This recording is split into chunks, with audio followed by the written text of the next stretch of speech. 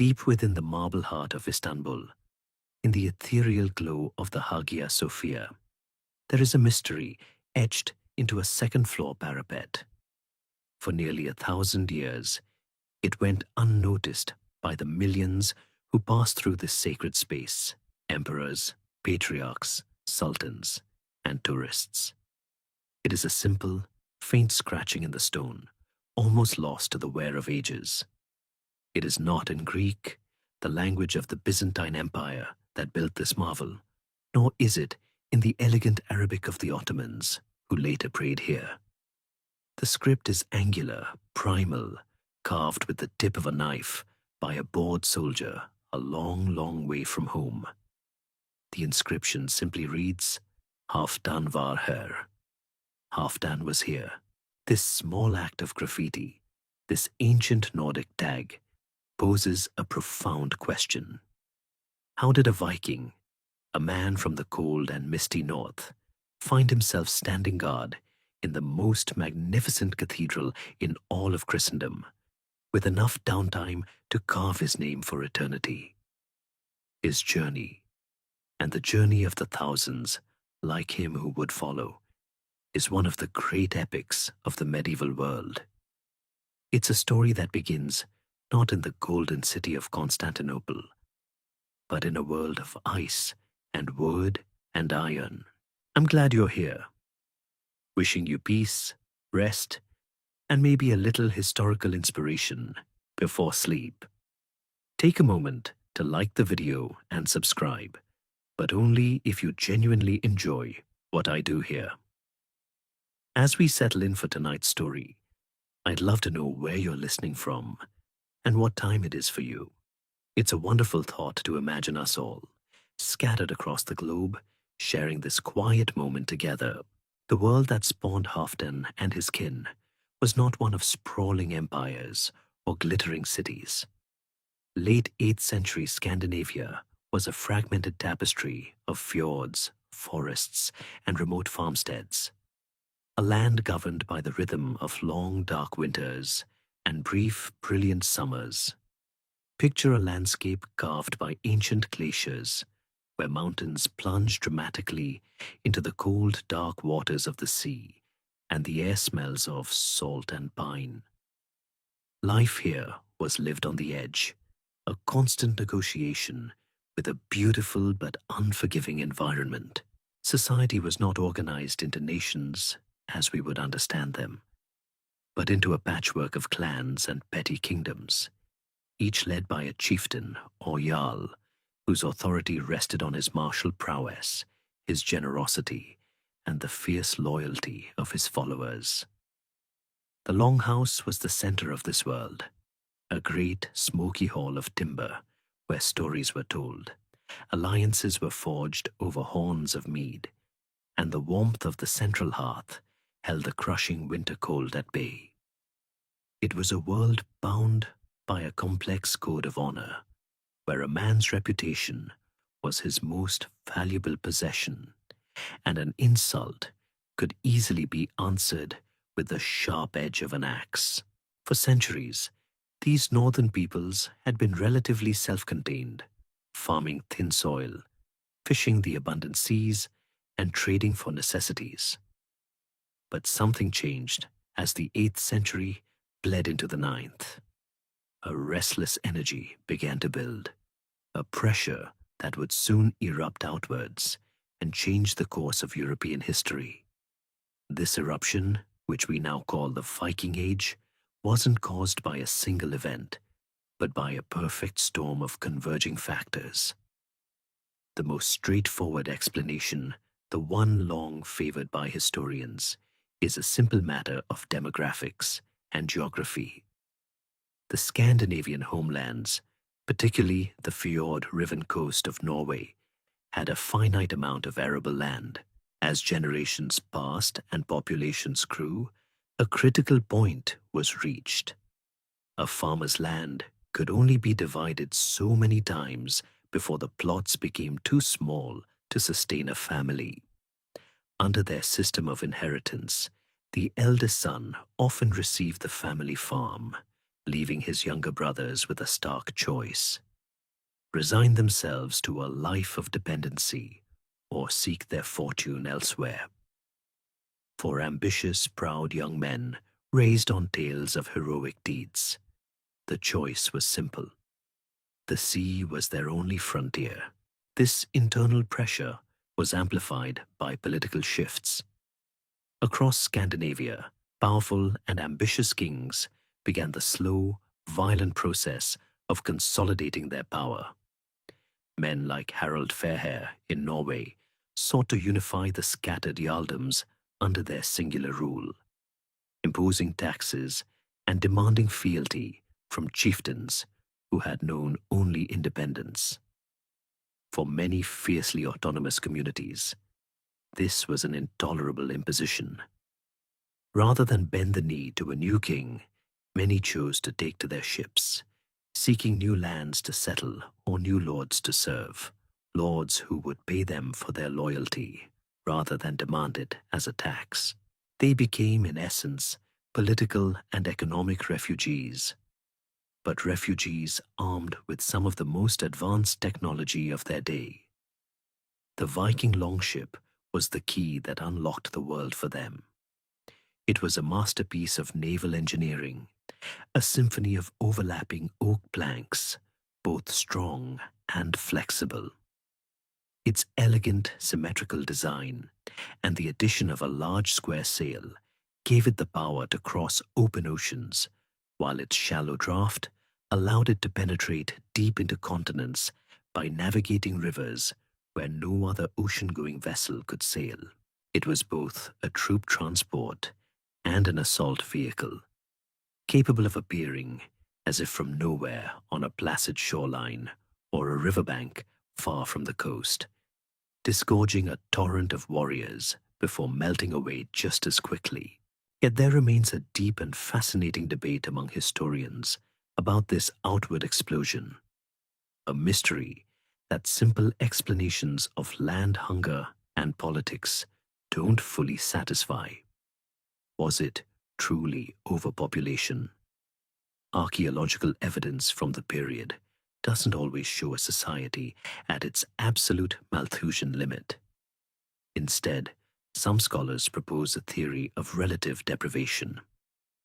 It wasn't that there was no land, but that all the best land was already taken.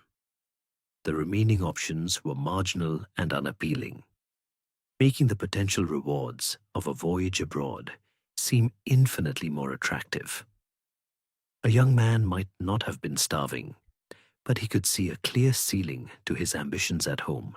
The sagas are filled not with tales of desperate farmers, but of bold adventurers seeking wealth, fame, and glory. This suggests that the Viking Age may have been fueled less by desperation and more by aspiration. It became a cultural phenomenon, a rite of passage. The first successful raids on wealthy, poorly defended monasteries in England and Francia brought back staggering amounts of silver, gold, and exotic goods. The stories of these successes, embellished around the Longhouse fire, created a powerful feedback loop. Raiding and trading became the quickest and most glorious path to status.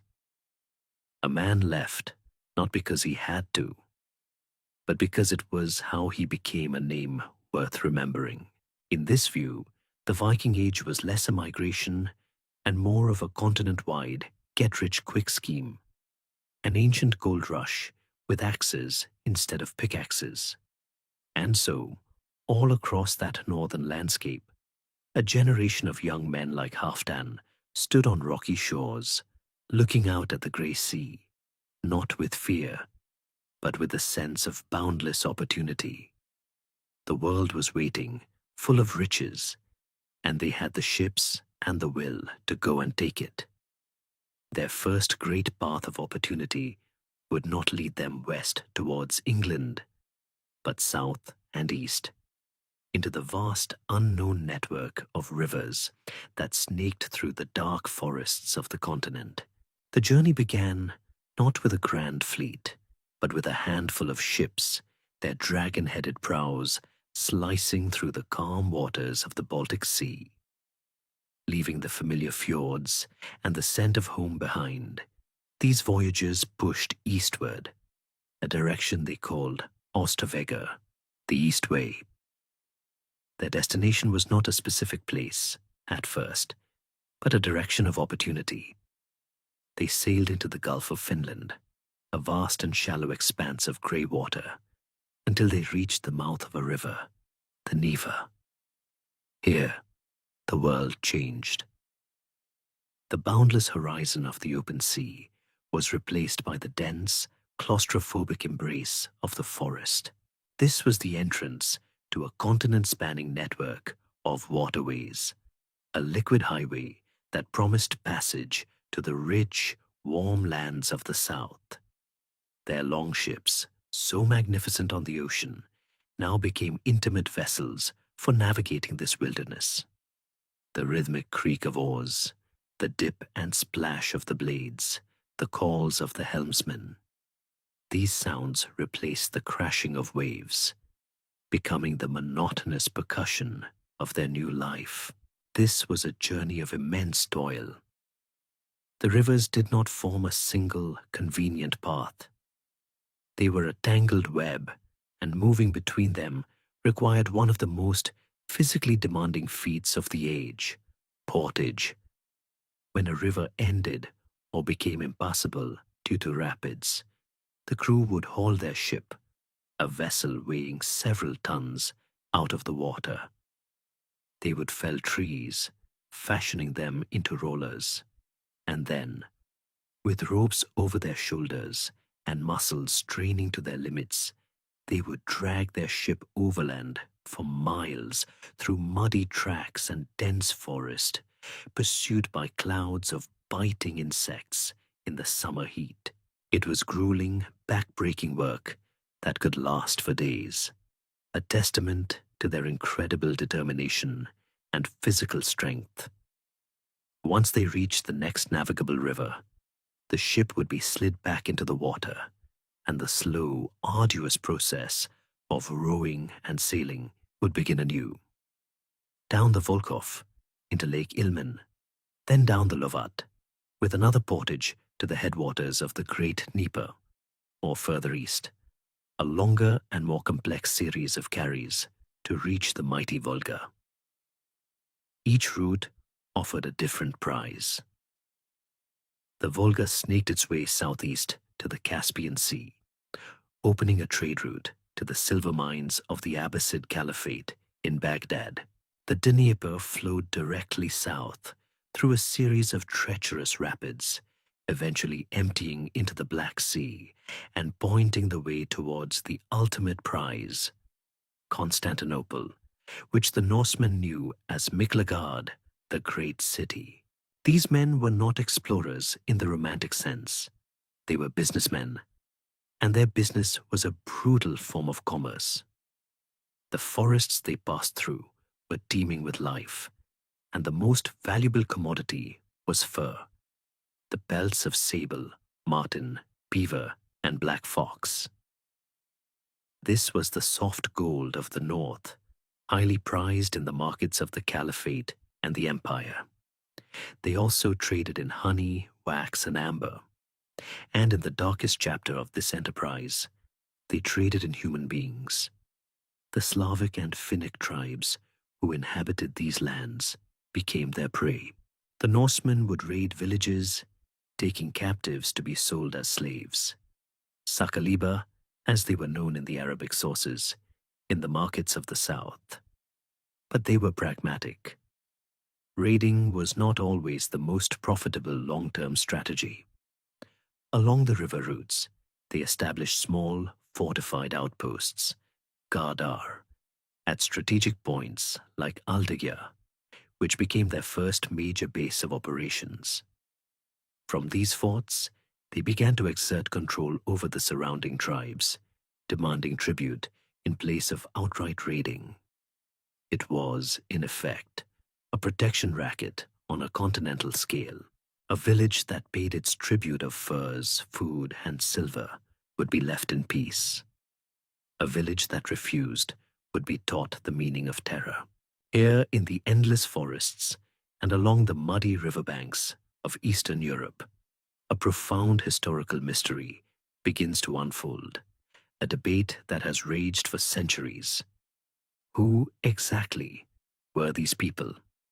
We call them Vikings, but the local tribes and the chroniclers of the South gave them a different name, the Rus. The origin of this name is one of history's great puzzles. The most widely accepted theory, the Normanist theory, is that Russes derives from an Old Norse term, roder, meaning the men who row, a fitting description for people whose identity was defined by their ships. The earliest written account, the Russian Primary Chronicle, compiled centuries later, states plainly that the Slavic tribes, weary of their own internal conflicts, invited these Varangian Russes to come and rule over them. But this narrative has been fiercely contested, especially by Russian and Soviet historians who have advanced an anti-Normanist view. They argue that the Rus were a native Slavic group and that the role of a few Scandinavian warlords has been dramatically exaggerated. A story concocted to give a foreign-born dynasty legitimacy. The truth is likely somewhere in the murky middle, something that can be felt in the slow transformation that must have occurred over years spent on the rivers. A Norseman who left his fjord at 18 might spend a decade or more in this new world. He would learn the local languages, take a Slavic wife, and raise children who had never seen the sea in Norway. His name might be Einar at birth, but his Slavic neighbors might know him by a local name. While their leadership, their military tactics, and their names as recorded on treaties remained distinctly Scandinavian for generations, their culture was inevitably blending with that of the people they ruled and traded with. They were ceasing to be simply Scandinavians in a foreign land. They were becoming something new, forged in the crucible of these rivers. They were the Rus. As their grip on the northern riverways tightened and their fortified posts grew into towns, their gaze and their ambitions drifted ever southward. The silver dirhams from Baghdad were a fine prize, but the stories told by the few who had ventured all the way down the Dnieper were of a different order entirely. They spoke of a city so vast, so wealthy, so heavily fortified that it beggared the imagination. A city with walls that touched the clouds and buildings topped with shimmering gold. The path to Miklagard was dangerous, guarded by hostile nomadic tribes and a series of 7 terrifying rapids. But the potential reward was the wealth of an empire. The network of forts and trading posts that the Russes had meticulously established along the great river roads was like a string of pearls, but it lacked a clasp. It was a commercial enterprise, immensely profitable for those who survived it, but it was not yet a state. Power was diffuse, held by individual chieftains and their warrior bands, the Družina. To take the next step, to truly dominate the lucrative trade route to the south and deal with the Byzantine Empire as equals, they needed a center of gravity, a capital from which to project power, gather tribute, and consolidate their rule over the vast, fractious territory they traversed. The story of how this happened, as passed down by the monks who wrote the Russian Primary Chronicle centuries later, begins not with a conquest, but with an invitation. The chronicle tells us that the Slavic and Finnic tribes of the north, having driven out one group of Varangian tribute collectors, promptly descended into bitter infighting. Weary of chaos, they supposedly sent a delegation across the sea with a message. Our land is great and rich, but there is no order in it. Come to rule and reign over us. Whether this remarkable invitation ever actually happened is one of the great open questions of this era. It feels a little too convenient, a story perfectly crafted to legitimize a foreign dynasty's rule by portraying it as a consensual act. It is more likely a foundation myth, a political justification written with the benefit of hindsight. Regardless, the chronicle states that three brothers answered the call, led by a man named Rurik. He and his kin settled among the northern lakes, establishing a stronghold that would eventually grow into the great city of Novgorod. Rurik himself is a ghost in the historical record, a figure so shrouded in legend that some historians doubt he ever existed as a single person. But the dynasty that would rule the lands of the Russes for the next 700 years would proudly bear his name, the Rurikids. The process he represents, the shift from raiding and trading to ruling, was very real indeed. The true founding of the Kievan state, however, was the work of his successor, a kinsman named Oleg, whose name in Old Norse was Helgi, the Holy. Oleg was a man of vision and brutality. He understood that the real prize lay not in the northern forests, but in controlling the Dnieper River, the great artery that led to the Black Sea and the untold wealth of Miklagard. Leaving a regent in Novgorod, he gathered his druzhina and pushed south. His fleet of longships moved down the river, capturing Slavic settlements one by one until he stood before the gates of a well-placed hill fort overlooking a wide, calm stretch of the Dnieper. This was Kiev. According to the chronicle, Oleg captured the town through trickery, luring its two ruling Varangian chieftains out to their deaths and seizing control. Standing on the bluffs, gazing at the strategic perfection of the location, he is said to have declared, "Let this be the mother of all Rus's cities." In that moment, the axis of Rus's power shifted decisively south. Kiev became the new capital, the central hub for a rapidly expanding commercial and military empire. Life in this nascent state was dictated by the seasons and the brutal logic of extortion. Oleg and his successors established a system for gathering tribute known as the Polyuri.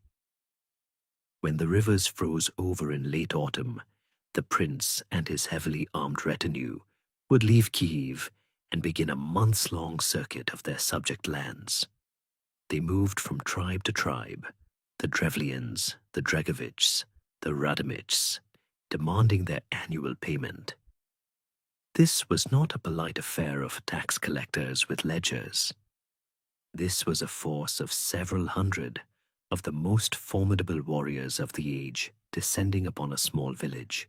The tribute was paid in the goods of the land, luxurious furs, beeswax, honey, and a quota of human beings for the slave trade. The presence of the prince's druzhina was a stark reminder of the consequences of refusal. Any tribe that withheld its tribute would see its villages burned and its people slaughtered or enslaved. It was governance by armed intimidation. When spring arrived and the ice on the Dnieper began to break, the tribute-laden Rus would return to Kiev. The goods were then consolidated, loaded onto a great fleet of boats, and prepared for the final perilous leg of the journey to Constantinople to be traded for silk, silver, wine, and gold. This system, while effective, was inherently precarious. It depended entirely on the perception of Rus's power and the fear they could inspire. The reign of Oleg's successor, Igor, the Norse Ingvar, came to a famously gruesome end that demonstrated the dangers perfectly. In the year 945, after collecting the full tribute from the Drevlian tribe, Igor, on the advice of his greedy retainers, made a fateful decision. He sent the bulk of his army and the collected tribute ahead towards Kiev, but he himself turned back with only a small guard, intending to extort a second payment from the Drevlians. This was a fatal miscalculation. The Drevlians, having already paid once, saw this not as governance, but as pure predation. An ambush was set. Igor's small band was overwhelmed and slaughtered. The Drevlian prince, Mal, is reported to have said, "If a wolf comes to the sheep, he will take away the whole flock one by one, unless he be killed." Igor was subjected to a horrific execution, tied to two bent birch trees, and then torn apart as they were released. The first Kievan state was plunged into crisis. Its ruler was dead, his heir was a mere infant, and a subject tribe was in open, violent rebellion. The entire brutal, fragile structure that Oleg and Igor had built was on the verge of collapsing back into chaos. All that stood in the way was Igor's widow, a woman whose name was Olga. The Drevlians, believing they had decapitated the beast, would soon learn that they had only enraged its soul. The Drevlian prince, Mal, having brutally murdered Igor, made a second, even more catastrophic, miscalculation. Flush with his victory, he sent his chief negotiators to Kiev with an audacious proposal for the grieving widow, Olga. They would have her marry their prince, Mal, effectively annexing the Kievan state and placing her young son, Sviatoslav, under their control. They arrived by boat at Kiev, proud and confident, announcing their mission not as petitioners, but as conquerors.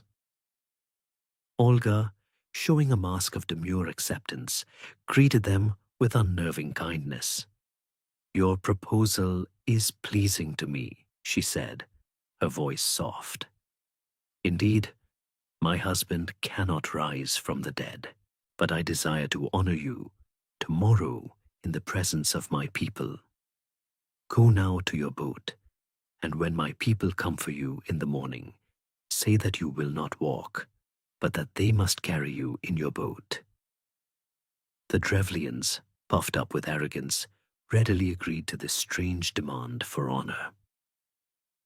The next morning, as they were carried aloft in their boat through the city, they were unceremoniously dumped into a deep trench that had been dug overnight on Olga's orders.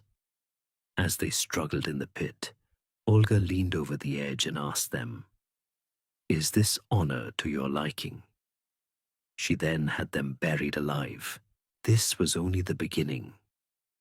Olga's revenge, as told in the primary chronicle, is a masterpiece of cold, calculated fury, a story that feels more like a dark saga than a historical account.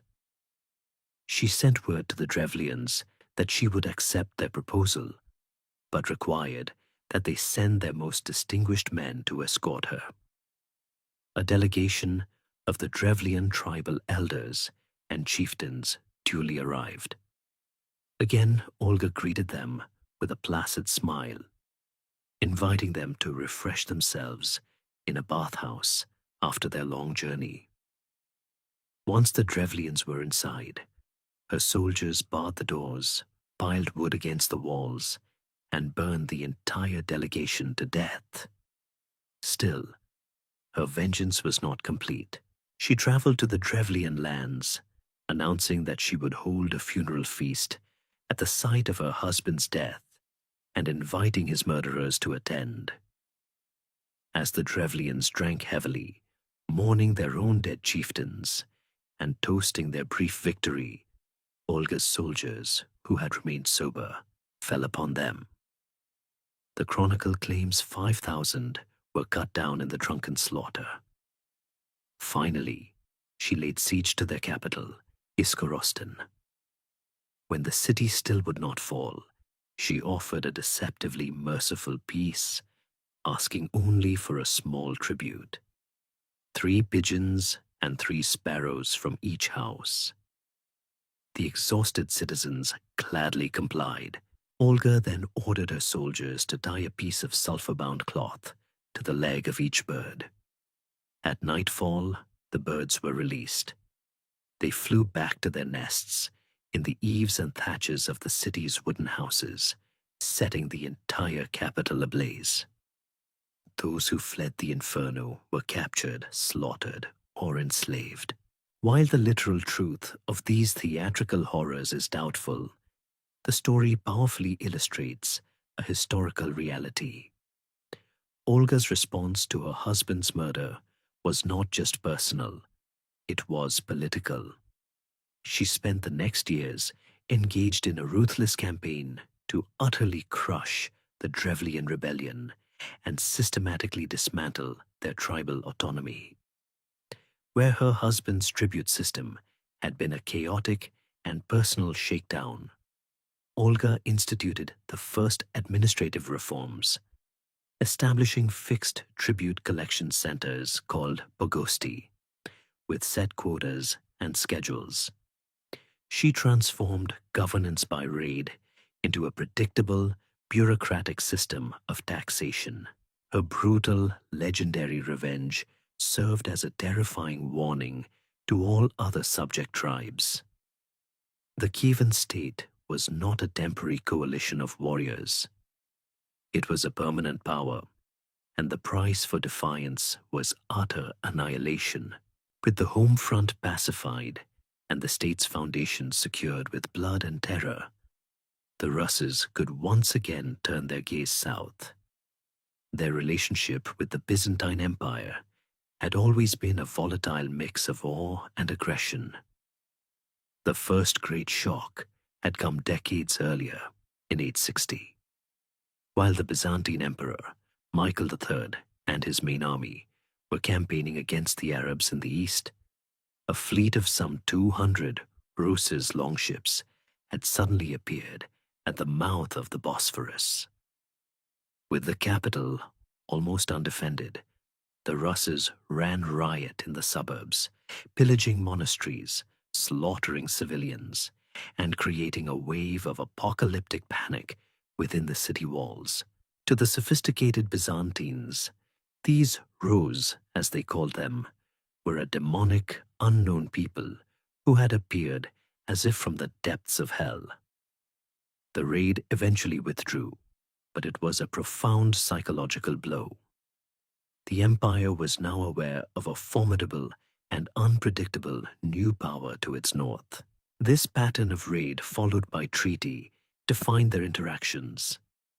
In 941, Olga's late husband, Igor, had led another massive assault on the empire. This time, however, the Byzantines were ready. As Igor's fleet approached the capital, a squadron of Byzantine dromons sailed out to meet them. But these ships did not launch arrows or catapult stones. They launched fire. Siphons mounted on their prows spewed a volatile liquid, the legendary Greek fire. This secret weapon was a terrifying naval incendiary that could not be extinguished by water. It clung to ships and men, turning the sea itself into an inferno. The Rus, who had never encountered anything like it, were thrown into absolute chaos. Their fleet was devastated. One Byzantine chronicler wrote that the Rus survivors, diving from their burning ships, preferred to be drowned in the water than to be burned alive by the fire. The defeat was total and humiliating, yet it led not to the end of their relationship, but to its next evolution. Having learned that a direct assault on the heavily fortified capital was nearly impossible, the Russes negotiated a new, incredibly detailed treaty in 944.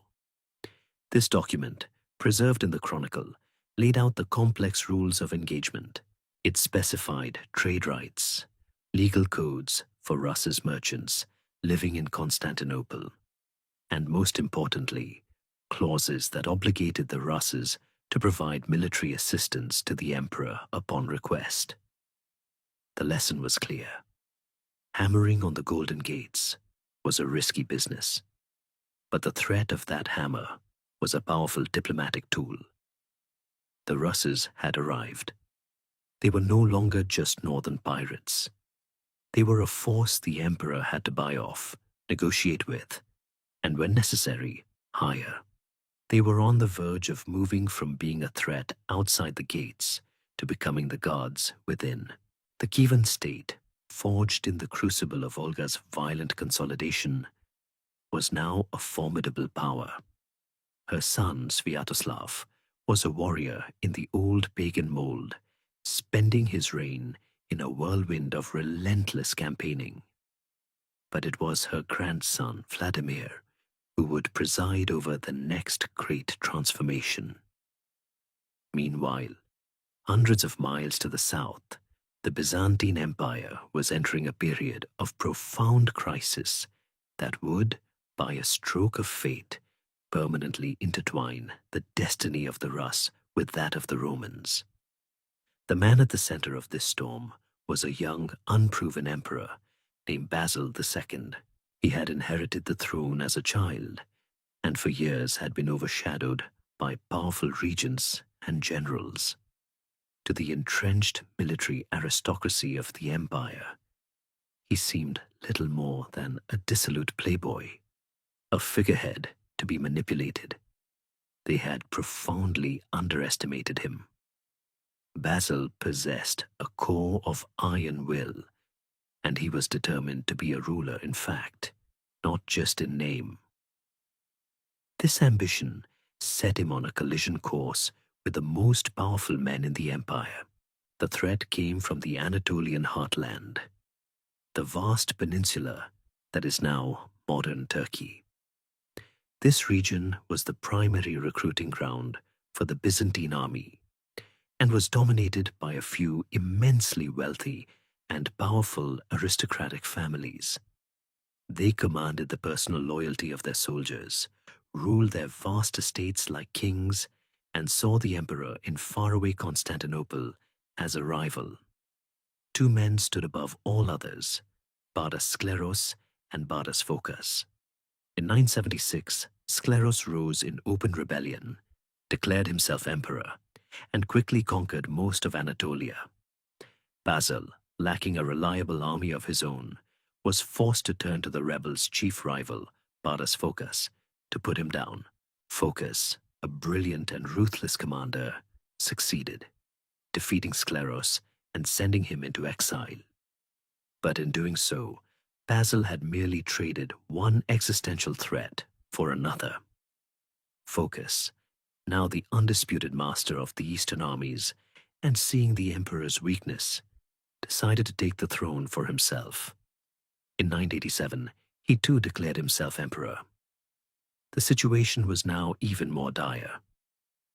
Phokas was a more capable and popular general than Skleros had been. The empire was split in a ruinous civil war, and the rebel armies were marching on Constantinople itself. Basil was trapped in his capital, a ruler in name only. His own armies were a viper's nest of questionable loyalties, filled with men whose families and commanders were aligned with the rebels. He could trust no one. In this moment of supreme desperation, with his back well and truly against the wall, Basil looked north. He knew of the Rus. The empire had fought them, traded with them, and hired them as mercenaries for specific campaigns. They were known to be ferocious, undisciplined, and terrifyingly effective warriors. Crucially, they had no stake in the complex web of Byzantine politics. Their loyalty could be bought, and once bought, it was absolute. Basil sent envoys to Vladimir, Grand Prince of Kiev, with an offer that must have stunned the Russ's court. He needed an army, an elite force of 6,000 warriors, to be sent to him immediately. In return, he offered Vladimir a prize beyond imagining, the hand of his own sister, Anna Porphyrogenita, in marriage. To the modern ear, A political marriage may not sound like much, but in the rigid, hierarchical world of Byzantine diplomacy, this was a world-shattering event.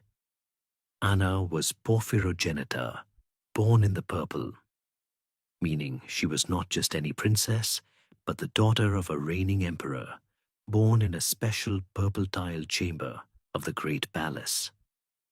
Such a princess had never, ever been given in marriage to a foreign ruler, let alone a pagan barbarian chieftain.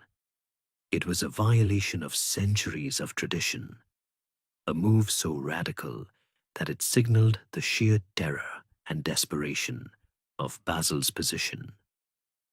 For Vladimir, the offer was the ultimate status symbol. Marrying a purple-born princess would elevate him and his entire dynasty to a level of prestige unmatched by any other ruler in the world. It was an offer he could not refuse. He accepted the terms, with one major condition of his own. He and his entire people would convert to Orthodox Christianity. The deal was struck. A pagan prince would receive a Roman princess and a new religion. A beleaguered emperor would receive an army. In the winter of 988, a fleet of Rus's longships sailed down the Dnieper and across the Black Sea, arriving in the Golden Horn, the great natural harbor of Constantinople.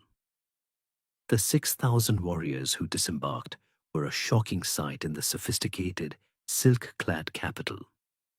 They were giants, bearded and long-haired, clad in mail and furs, carrying round shields, and, most unnervingly, enormous double-headed axes that they wielded with terrifying skill.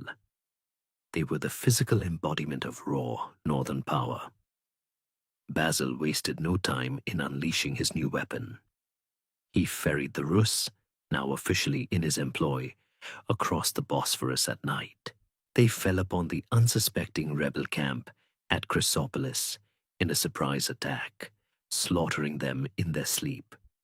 It was less a battle and more of an organized massacre. A few months later, at the decisive Battle of Abydos, Basil's loyalists were on the verge of breaking when he unleashed his Varangians. They smashed into the rebel lines with a savagery that shattered their morale. Pardas Phokas himself charged directly at the emperor, but fell from his horse and died suddenly, likely of a heart attack or stroke, before reaching him. With their leader dead and the terrifying Rus's axemen carving through their ranks, the rebellion collapsed. Basil II had saved his throne. The desperate bargain had worked beyond his wildest dreams, and now, secure in his power, he looked at the 6,000 warriors who had won him his empire. They were utterly loyal to his person, had no connection to the treacherous families who had nearly deposed him, and were the most effective heavy infantry he had ever seen. He made a decision that would echo for the next 4 centuries. He would not send them home. He would keep them, formalize their position, and make them his personal permanent guard.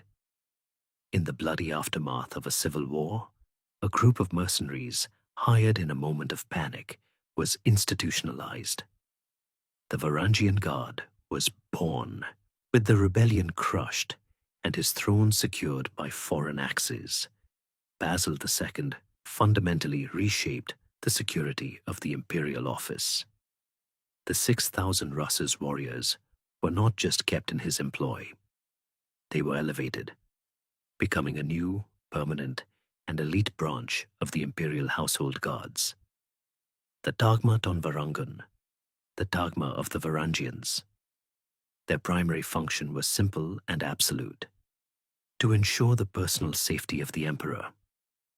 They became a living fortress of muscle and steel around the person of the ruler, a stoic, intimidating presence in the heart of the most sophisticated and treacherous court in Christendom.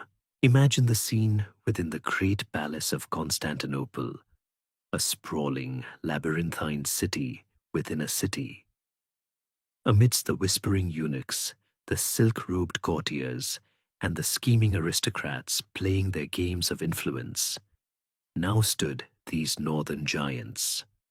They lined the marble corridors, stood silent and motionless during endless imperial ceremonies, and guarded the doors to the emperor's private chambers. They were a stark and brutalist statement of power, a constant, physical reminder that the emperor's authority was ultimately backed by the deadliest warriors money could buy. Their duties were threefold. First and foremost, they were bodyguards. They followed the emperor everywhere. When he held court from the golden throne, they flanked him, their great axes resting on their shoulders. When he marched in procession to the Hagia Sophia to celebrate Mass, they formed a protective cordon around him, their grim faces a stark contrast to the glittering icons and clouds of incense. Second, they played a vital ceremonial role. The Byzantine court was all about spectacle, and the Varangians were the ultimate stage dressing. Foreign ambassadors arriving at the palace would be led past ranks of these formidable barbarians, a deliberate piece of psychological stagecraft designed to awe and intimidate. During imperial acclamations, the guard would participate with a uniquely northern flair, rhythmically banging the butts of their axe hafts on the marble floors, the thunderous sound echoing through the halls as a show of loyalty. Their third, and perhaps most crucial role, was that of palace police and high-stakes jailers. When a powerful general or a plotting nobleman needed to be arrested, the emperor would not send the regular city guard, who might have ties of kinship or patronage to the accused. He sent the Varangians. They were incorruptible, impartial enforcers, because they existed completely outside the web of Byzantine family politics. They had no local allegiances. Their only allegiance was to their paymaster on the throne. The symbol of the guard, the tool that came to define their public image, was the Danish axe. In Greek, it was called the pelekes. This was not a one-handed weapon for skirmishing. It was a terrifying piece of military hardware, a broad, crescent-shaped blade mounted on a shaft as tall as a man. It required two hands to wield effectively, meaning the user had to forsake a shield. But its power was devastating.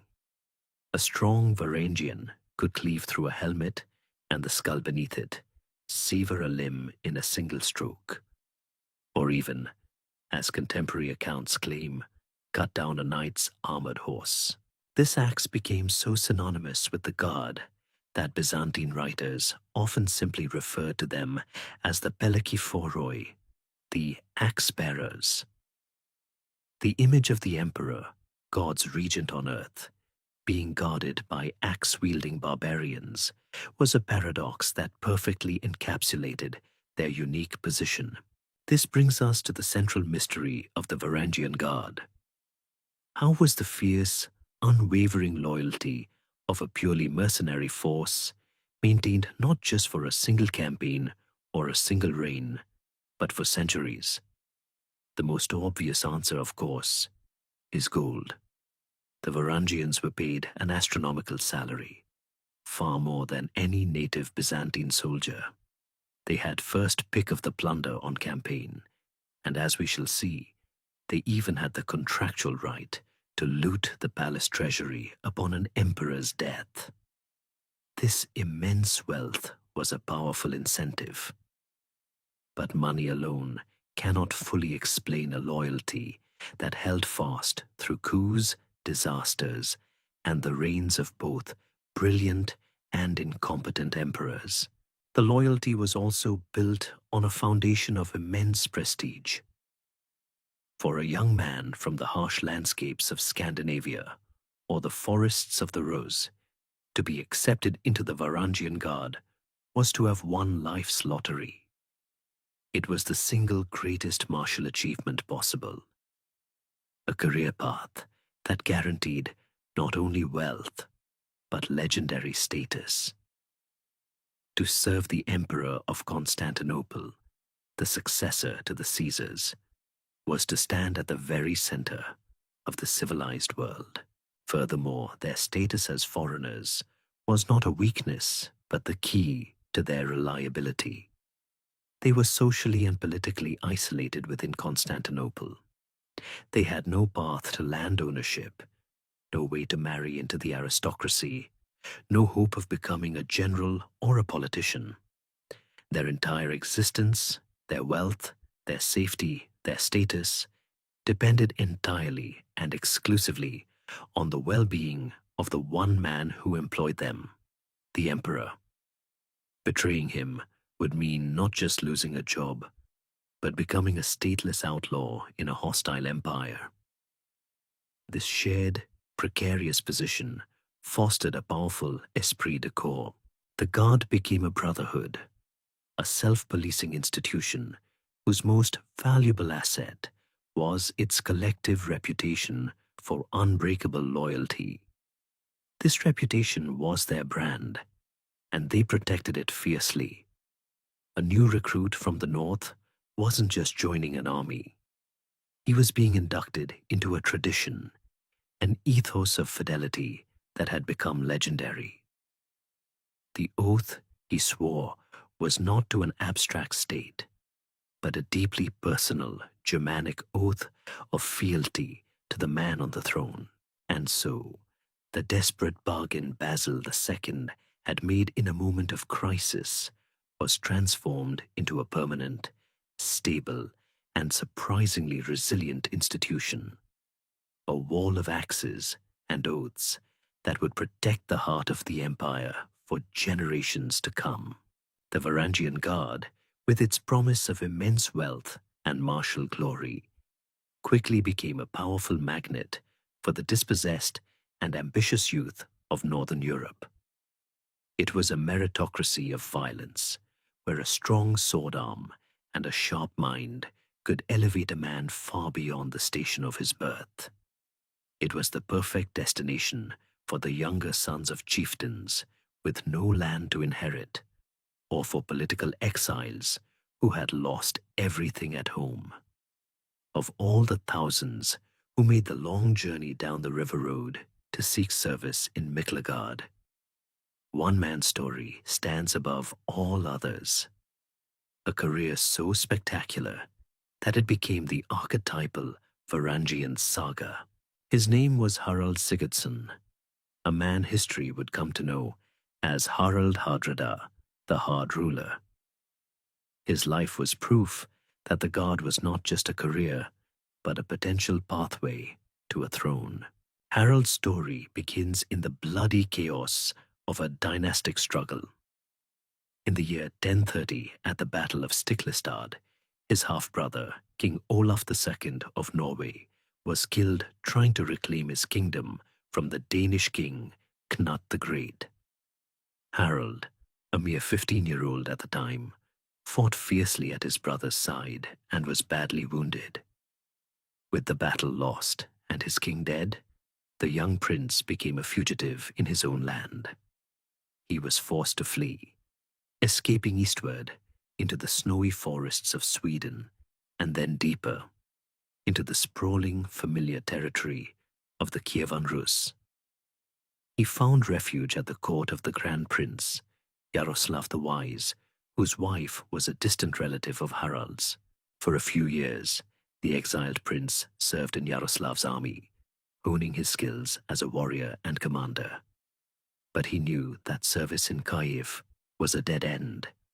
The real prize, the city of gold and opportunity, lay further south. Around 1034, Harald gathered a retinue of some 500 loyal followers and completed the journey his ancestors had pioneered, arriving in Constantinople to enlist in the Varangian Guard. He did not remain a rank-and-file guardsman for long. Harold possessed a potent combination of royal blood, natural charisma, and utter ruthlessness that saw him rise quickly through the ranks.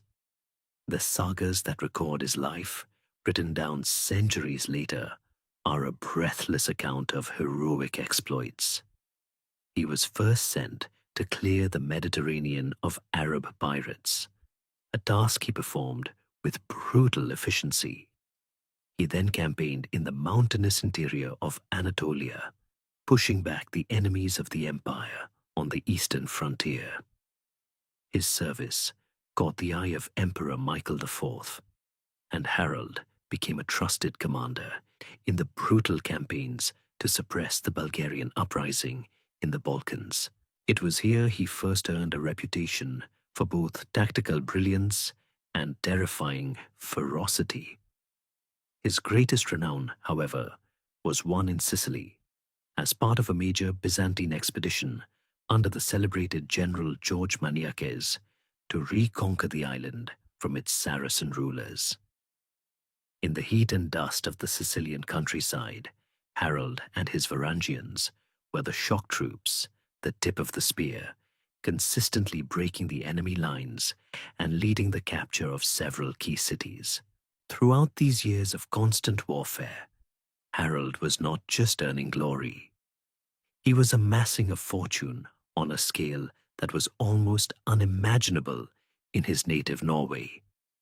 As a high-ranking commander, he was entitled to a massive share of all plunder taken on campaign. The sagas speak of him winning immeasurable wealth and a great hoard of gold.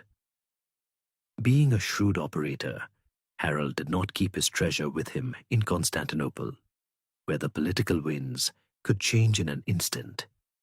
Instead, he systematically had his wealth smuggled north, entrusted to Yaroslav the Wise in Kiev for safekeeping. He was building a war chest for his ultimate ambition, to one day return and claim the crown of Norway. His spectacular success, however, eventually made him a target. After the death of his patron, Emperor Michael IV, Harold fell from favor with the new emperor, Michael V.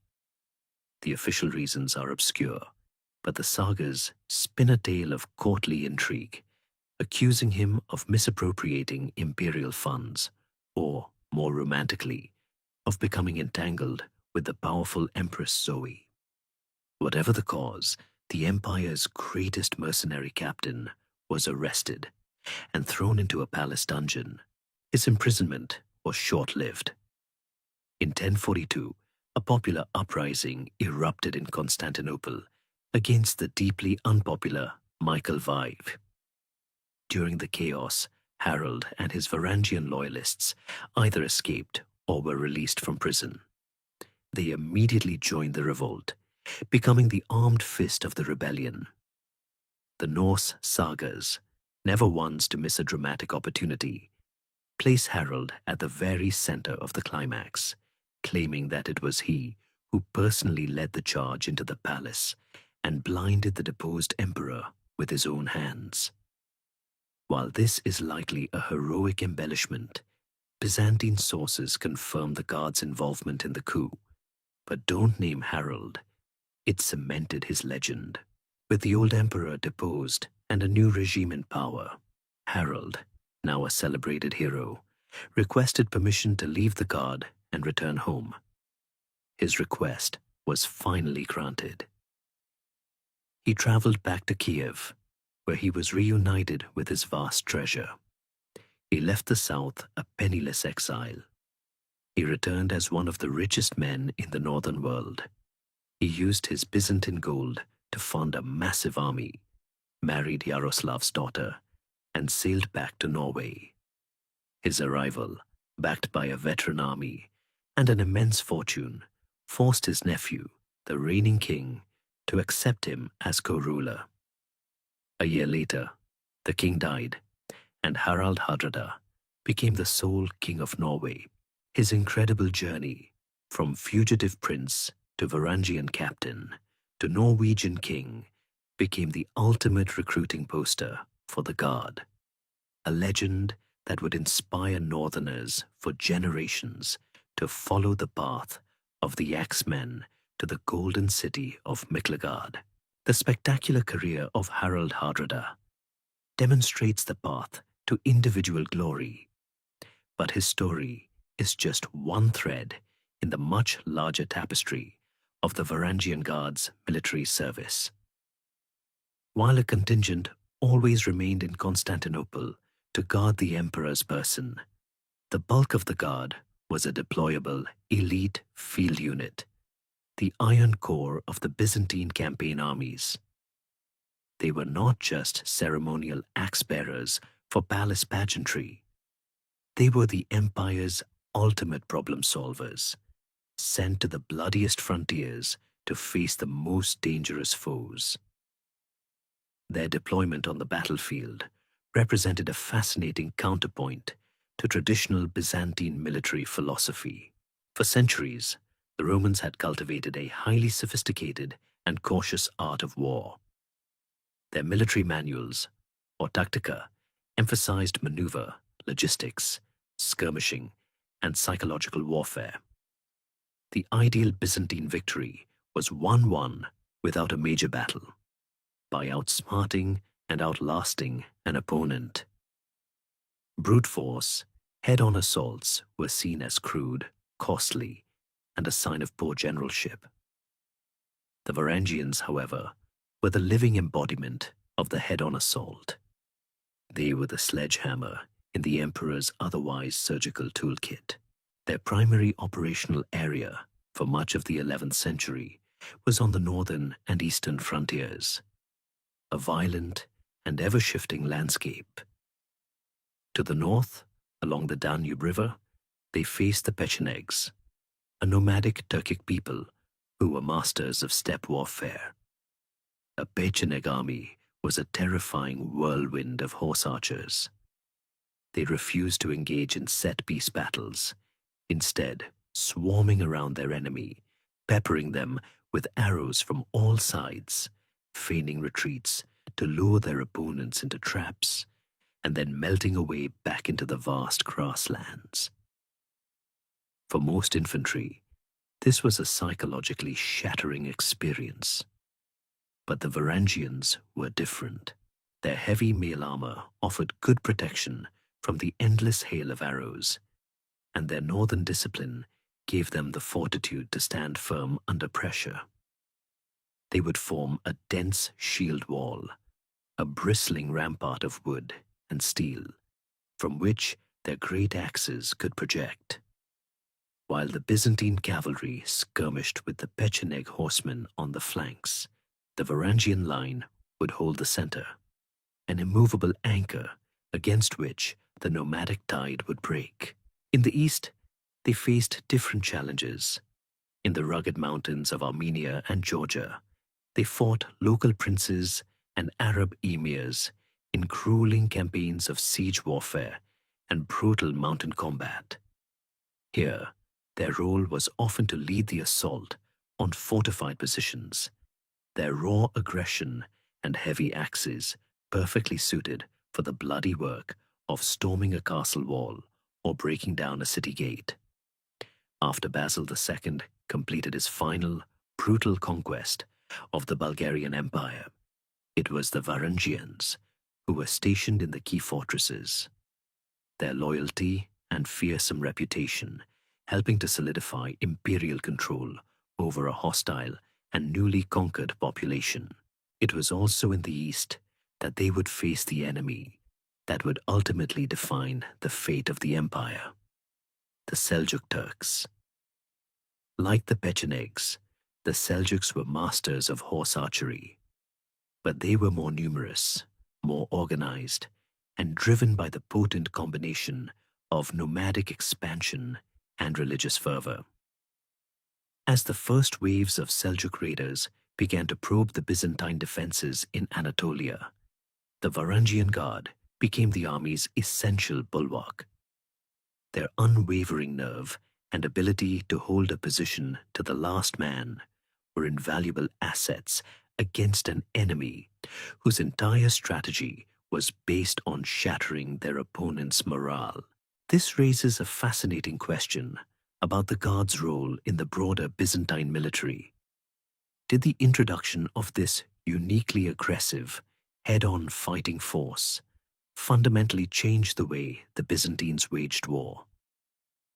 Did the availability of a reliable berserker charge make Byzantine commanders lazy, less willing to employ the subtle and complex maneuvers that had served them so well for centuries? The evidence suggests that this was not the case. The Varangians did not replace Byzantine tactical doctrine, they enhanced it. They gave the emperor a new and powerful capability that his armies had often lacked: a heavy infantry force with unbreakable morale. A Byzantine general could now design a battle plan with the absolute certainty that the Varangian contingent holding the center would not break, no matter the pressure. This steadfast anchor allowed the other, more flexible elements of the army, the heavy cavalry cataphracts, the light infantry skirmishers, and the horse archers, to perform their own specialized roles with much greater freedom and confidence. They were the rock around which the more fluid currents of Byzantine strategy could flow. In an age when armies were often feudal levies of questionable loyalty or mercenary companies who might flee if the battle turned against them, the Varangians were a known quantity. Their loyalty was to their gold and their oath, and their battlefield ethos was simple. They would advance when ordered. They would hold their ground until told to retreat, and they would die where they stood rather than break formation. Byzantine writers of the period, like Michael Sellos, speak of them with a kind of horrified admiration, describing them as frightful to look at and more frightful to hear, with their strange northern tongue and their savage battle cries. They were the emperor's iron insurance policy, a force that could be relied upon to march into the jaws of death, their great axes swinging when all other options had failed.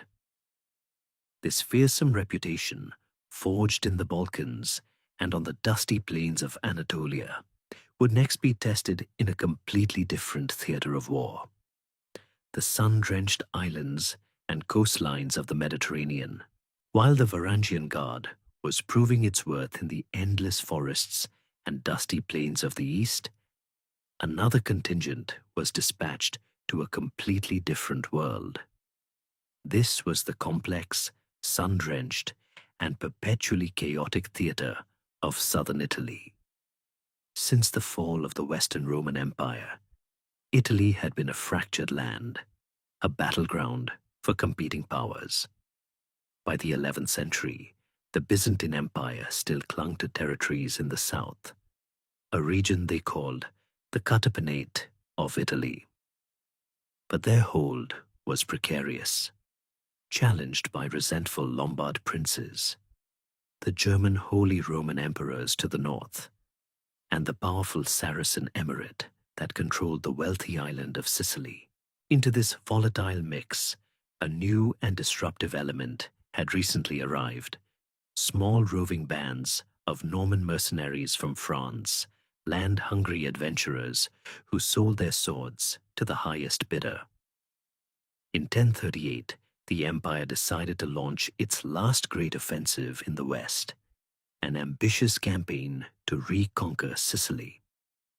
The man chosen to lead this expedition was a general perfectly suited to the epic task: George Maniakes. He was a man of immense physical presence, a literal giant, according to the chroniclers, and a brilliant, if notoriously hot-tempered, military commander. Maniakes assembled a classic Byzantine expeditionary force, a multi-ethnic army that reflected the empire's cosmopolitan nature. It included native Greek troops, levies, from their remaining Italian provinces and a sizable contingent of Lombard defectors. But the core of his elite infantry, the force he relied upon for the most difficult tasks, was a detachment of the Varangian Guard. Among their leaders at this time was the seasoned exile who was busy building his legend and his fortune, Harald Hardrada. These northern axemen, more accustomed to snow and frost than to the relentless Mediterranean sun, now found themselves fighting under the shadow of the smoking volcano, Mount Etna. Alongside them in this strange new army was another group of northern warriors, a band of 300 Norman knights, led by William de Hauteville, a man who would soon earn the nickname Iron Arm. And so, on the shores of Sicily, two of the most formidable warrior cultures of the age, the Varangians in imperial service and the freebooting Normans, found themselves fighting side by side, a tense and temporary alliance of convenience. The campaign began with a string of dazzling successes. Maniakes and his Varangian spearhead proved to be an unstoppable combination. They stormed the ancient city of Messina, securing a beachhead on the island. They marched into the rugged interior, and at the Battle of Troina, the Varangians led a desperate charge that shattered a superior Saracen and Sicilian force, a victory that cemented their fearsome reputation on the island. The sagas of Harald Hardrada are filled with tales from this campaign, painting him as the hero of every engagement. While these accounts are certainly embellished, the core truth is that the Varangians were instrumental in the conquest. They led the final successful assault on the great city of Syracuse, the ancient capital of the island, which had been under Muslim rule for over 2 centuries. For a brief, brilliant moment, it seemed as if the dream of a Roman Sicily was once again within reach. But what was the relationship really like between the two groups of northern warriors in Maniakes' army? This is a fascinating historical mystery, as the chronicles rarely delve into the personal dynamics of mercenary camps.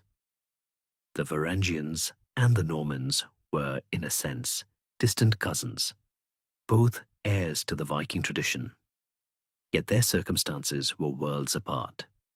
The Varangians were the insiders.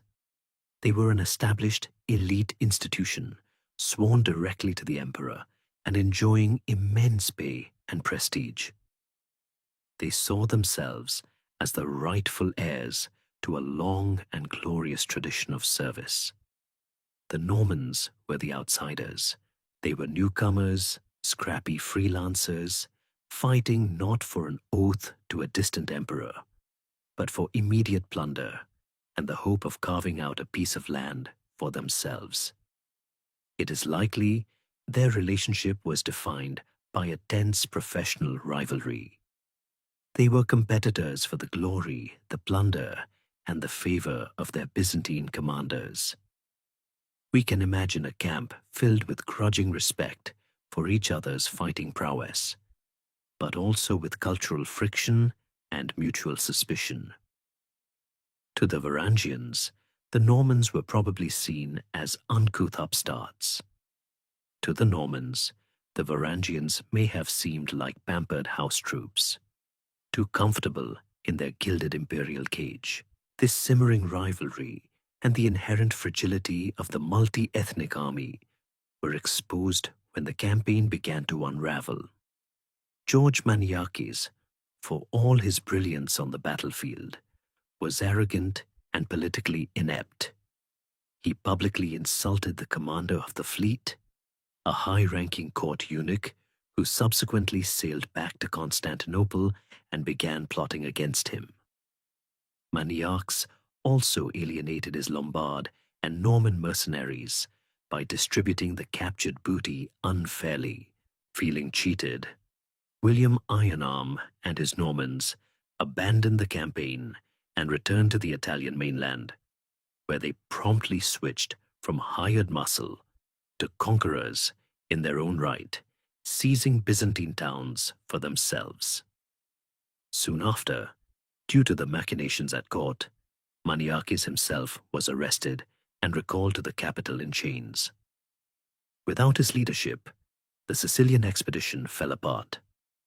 The cities he had conquered were quickly lost, and the grand strategic effort collapsed into failure. The Sicilian adventure was a pivotal moment. It was the last time the Byzantines and Varangians would fight alongside Normans as nominal allies. From this point forward, the Normans would become their most tenacious and dangerous enemies in the West. The campaign that began with so much promise had not only failed to reconquer Sicily, but it had also unleashed the very force that would soon drive the Byzantines from Italy altogether, setting the stage for decades of bitter conflict between the emperor's loyal axemen and their ambitious Norman cousins. The tragic end of the Sicilian campaign, undone not by the enemy, but by the poisonous whispers of court intrigue, highlights a central reality of the Byzantine world. The greatest threat to an emperor often came not from foreign armies, but from the factions and families within his own palace. In this glittering, claustrophobic environment of plots and conspiracies, the Varangian Guard's role as the emperor's incorruptible protectors was more critical than ever. They were the one constant in a sea of shifting allegiances. But in the spring of 1042, the Guard would face its most complex test yet, a crisis that forced them to navigate the treacherous line between loyalty to the man on the throne and loyalty to the throne itself.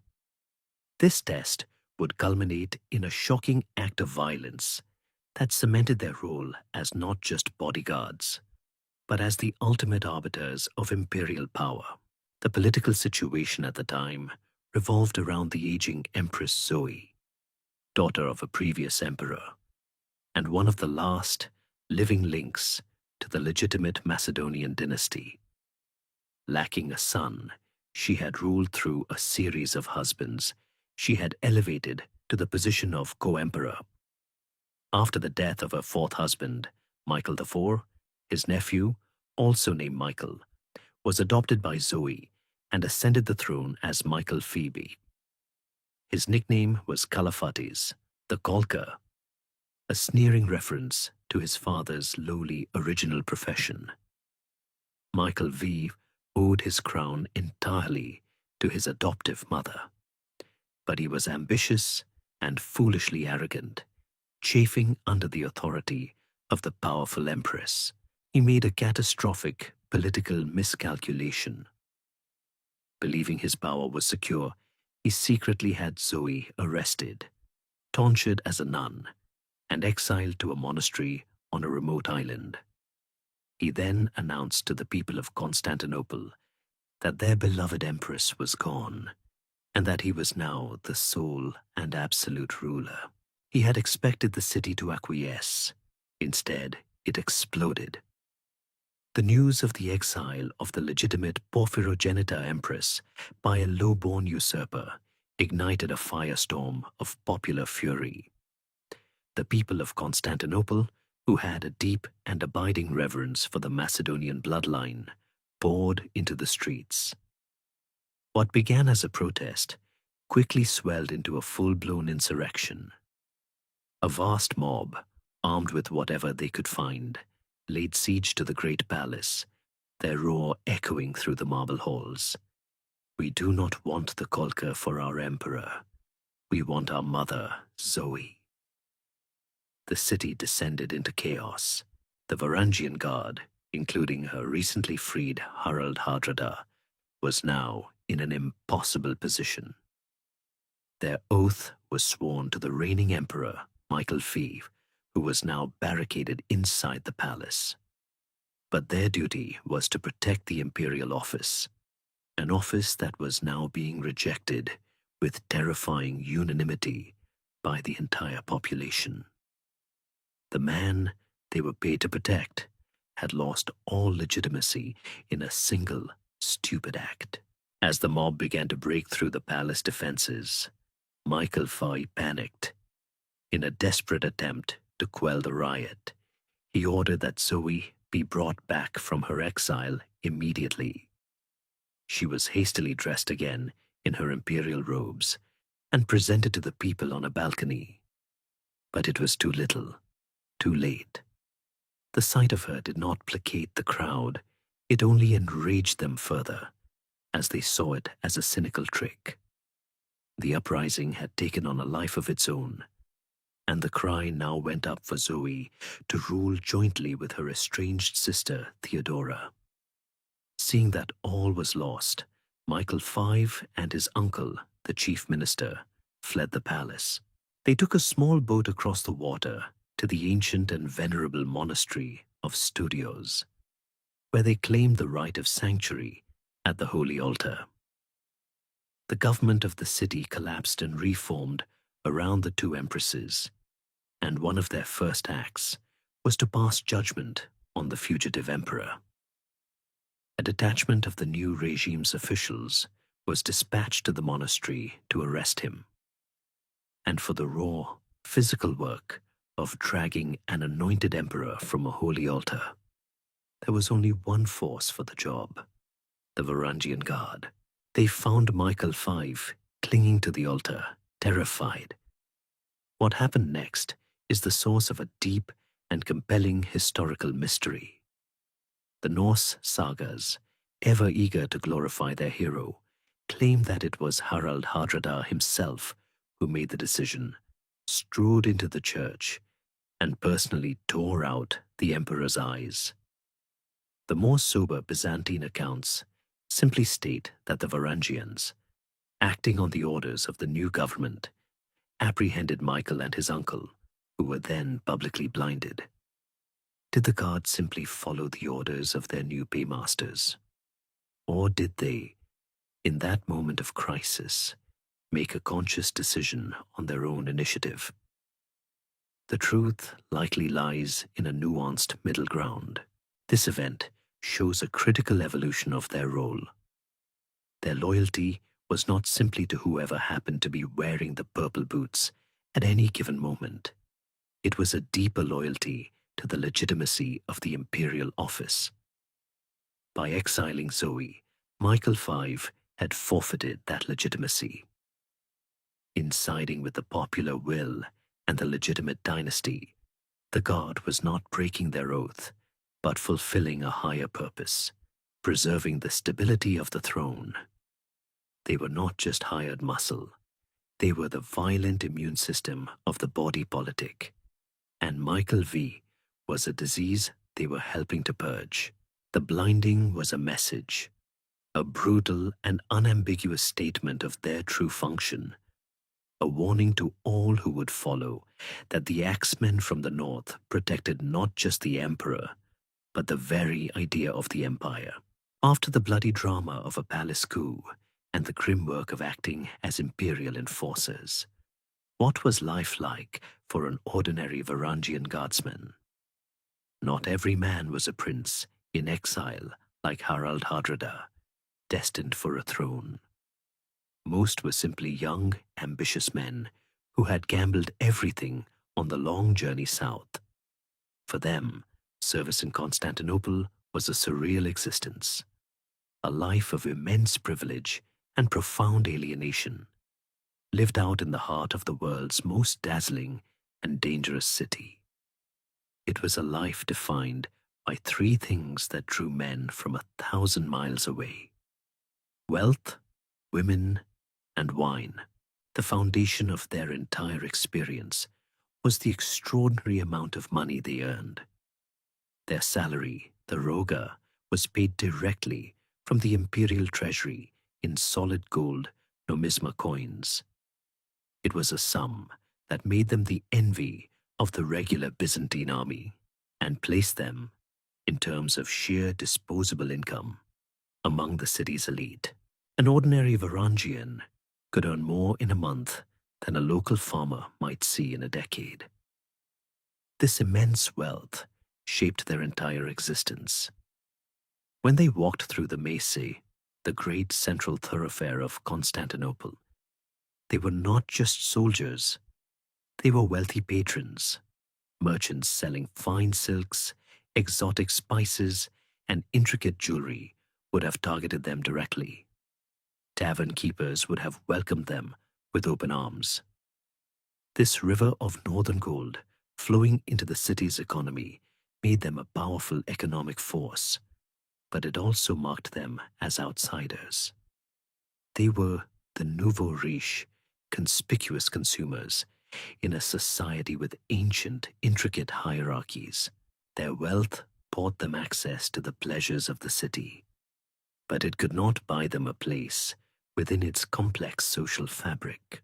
When off duty, the Varangians had a notorious and well-documented reputation for being prodigious drinkers.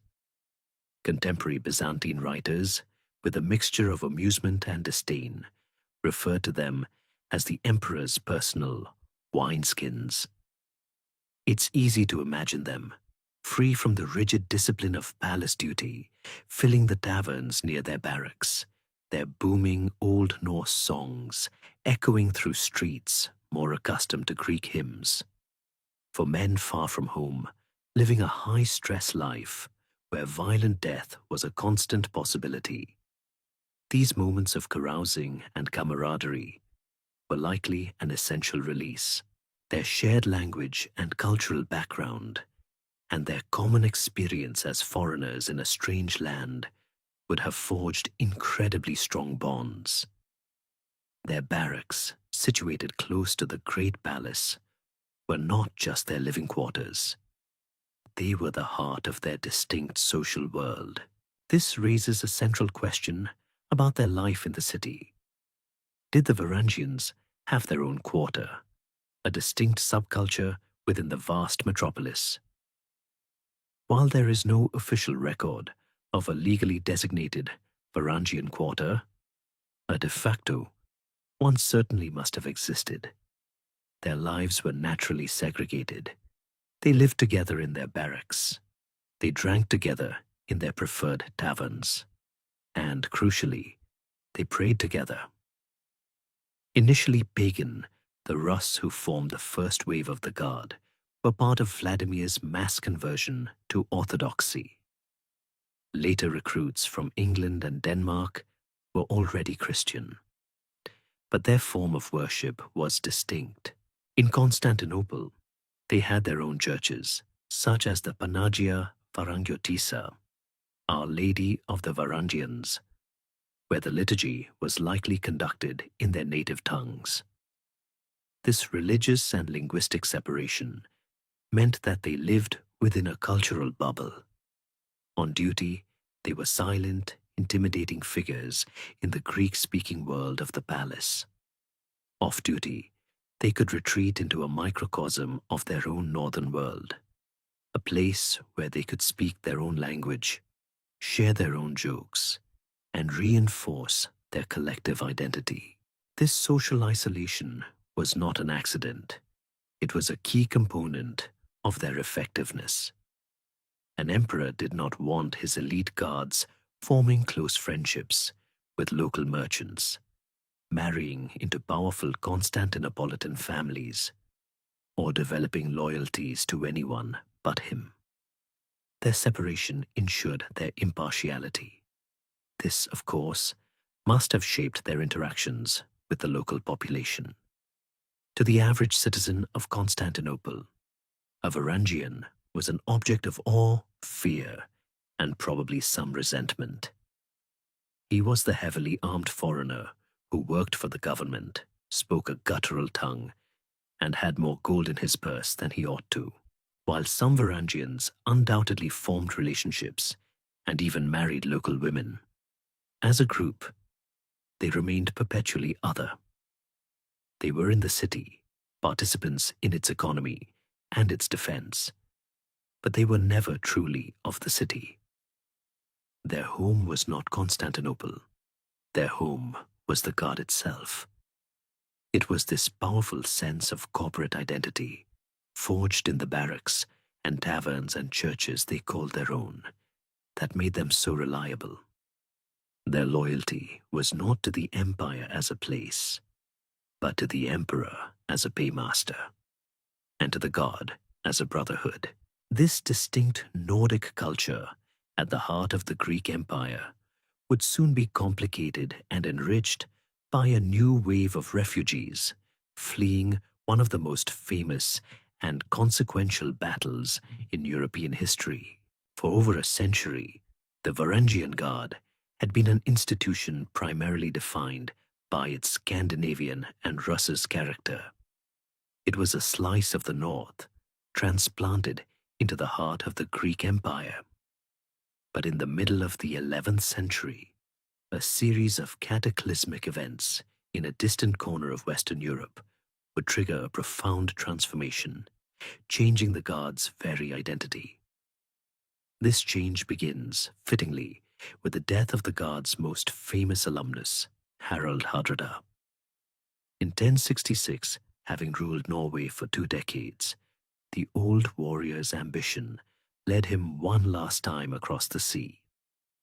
He invaded the north of England, seeking to claim its throne. At the Battle of Stamford Bridge, his Norwegian army was met and decisively crushed by the Anglo-Saxon king, Harold Godwinson. The great Varangian Harald Hardrada was killed in the fighting, an arrow in his throat. It was a stunning victory for the English, but their celebration was short-lived. Just 3 days later, as Harold Godwinson's exhausted army was still recovering, a new invader landed on the southern coast of England. William, Duke of Normandy. Harold Godwinson force-marched his army the length of the country to confront this new threat. On a hillside near the town of Hastings, the fate of England was decided. The Anglo-Saxon army, centered on the king's elite personal guard of professional warriors, the housecarls, formed a shield wall and withstood charge after charge from William's Norman knights.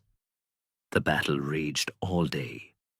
The Anglo-Saxon housecarls, wielding the same great two-handed axes that were the signature weapon of the Varangians, inflicted horrific casualties on the Normans. But late in the day, King Harold was struck by an arrow and killed. With his death, the English line finally broke, and the battle became a slaughter. The Norman conquest was complete. In the years that followed, William the Conqueror systematically dispossessed the native Anglo-Saxon aristocracy. The lands, titles, and positions of power held for centuries by English families were stripped from them and given to William's Norman followers. An entire class of noblemen and professional warriors, men known as thanes, and the surviving housecarls, were left without land, without a king, and without a purpose. For these defeated and displaced Englishmen, the future looked bleak. But stories had long circulated in the north of the great city of Miklagard, and of the Emperor's elite guard, where a warrior could win fame and a fortune in gold. With their lives in England shattered, thousands of them chose exile over subjugation. What followed was a remarkable migration, an English exodus to the east. Entire fleets of ships carrying these dispossessed warriors and their families left the shores of England. They sailed not east across the Baltic, as the first Russes had done, but south. On a much longer and more perilous voyage, they passed through the Strait of Gibraltar, which they called Novasund, and ventured into the Mediterranean, a sea their ancestors had rarely seen. They were military refugees, a generation of elite soldiers in search of a new master. And the most prestigious master in the world was the Emperor of Constantinople. Their arrival in the Byzantine capital, in a steady stream, over the late 11th century had a revolutionary impact on the makeup of the Varangian Guard. The influx of so many highly trained and motivated English warriors was so significant that they quickly became the dominant element within the unit. The Guard, once overwhelmingly Norse and Rus, was effectively refounded as an Anglo-Saxon institution. Byzantine sources from this period begin to refer to the Guard not just as Varangians, but as the Englyn Barangoi, the English Varangians. The transition was remarkably seamless in a military sense. The Anglo-Saxon housecarls already used the great Danish axe as their primary weapon, so their tactical role was identical. They were simply the last practitioners of an old and venerable Northern European military tradition, now continuing that tradition in the service of a new lord. But this raises a compelling social mystery. How did these newcomers integrate into a barracks culture that had been established by their old enemies? The Norse and the English had a long and bloody history. The Vikings had raided England for centuries. King Canute had conquered it, and the men arriving in Constantinople were from the very same class of warriors who, just months or years before, had fought and killed Harold Hardrada's army at Stamford Bridge. One can easily imagine a tense, hostile atmosphere in the Varangian barracks. And yet, all evidence suggests the integration was a remarkable success. The key was their shared circumstance.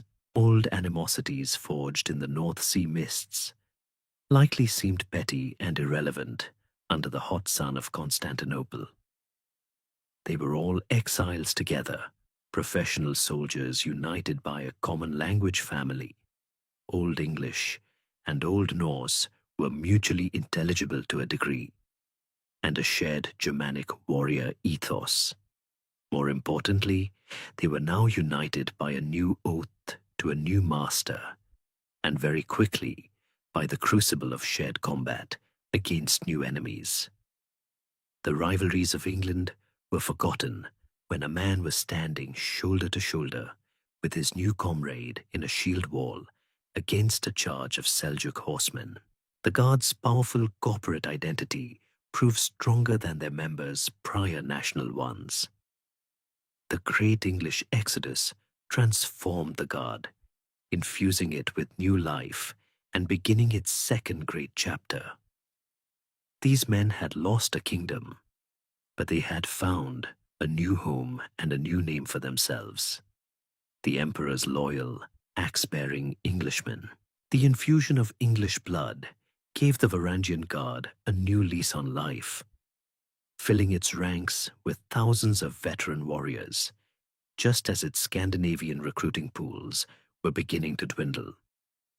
These newly arrived axemen, the dispossessed survivors of Hastings, had barely had time to learn the Greek names for the city's taverns before they were called upon to participate in one of the most ambitious military undertakings of the age.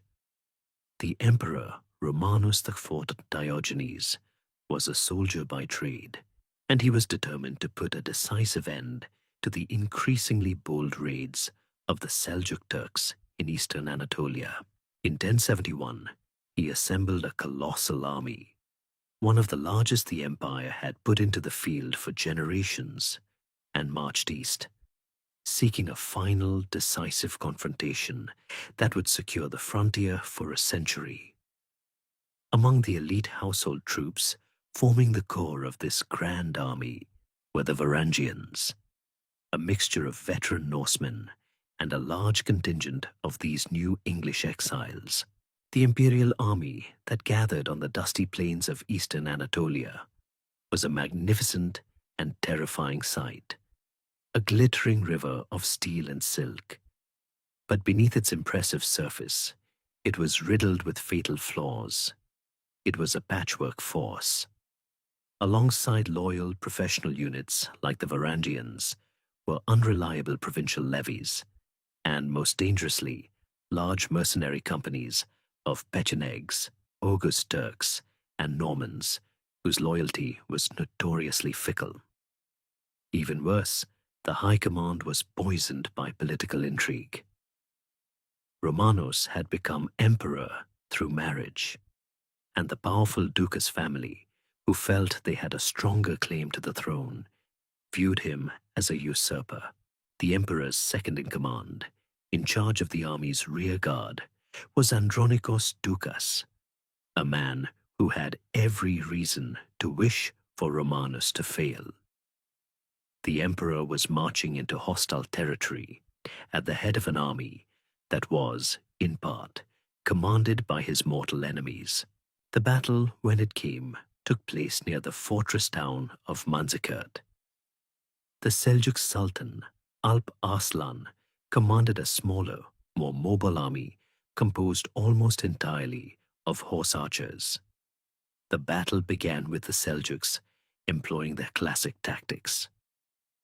They refused a direct, head-on engagement, instead sending waves of horsemen to skirmish with the Byzantine lines, showering them with arrows before wheeling away. It was a frustrating and psychologically draining form of combat. Romanos, against the cautious advice of his generals, grew impatient and ordered his main force to advance on the Seljuk camp. The advance was successful, but as late afternoon approached, Romanos realized the enemy would not be drawn into a decisive fight that day, and ordered an organized retreat back to his own camp. This was the moment Alp Arslan had been waiting for. The order to turn and retreat under pressure is the most difficult maneuver for any army to execute. As the Byzantine units began to turn back, disorder crept into the ranks. Seeing this, the Seljuks ceased their feigned retreat and launched an all-out assault on the now exposed and disorganized Byzantine columns. It was at this critical juncture that treachery sealed the empire's fate.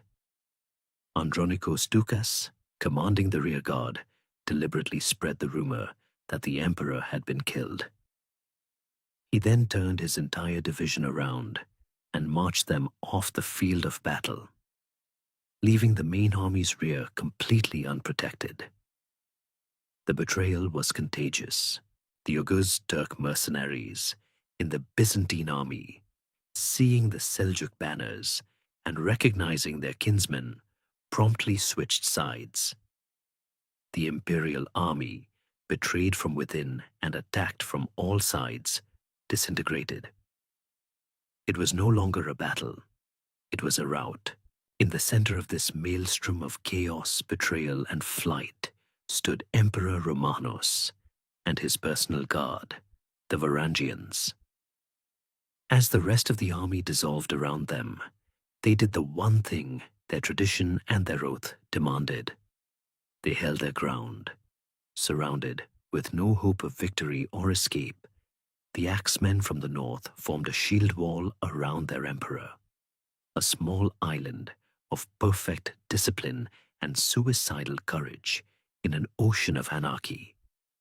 They fought with the ferocity of men who knew they were doomed, their great axes rising and falling, cutting down the Seljuk horsemen who swarmed around them.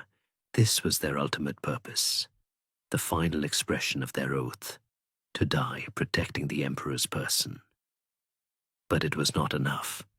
Their heroic last stand could not reverse the catastrophe. Eventually, their shield wall was broken, and they were overwhelmed.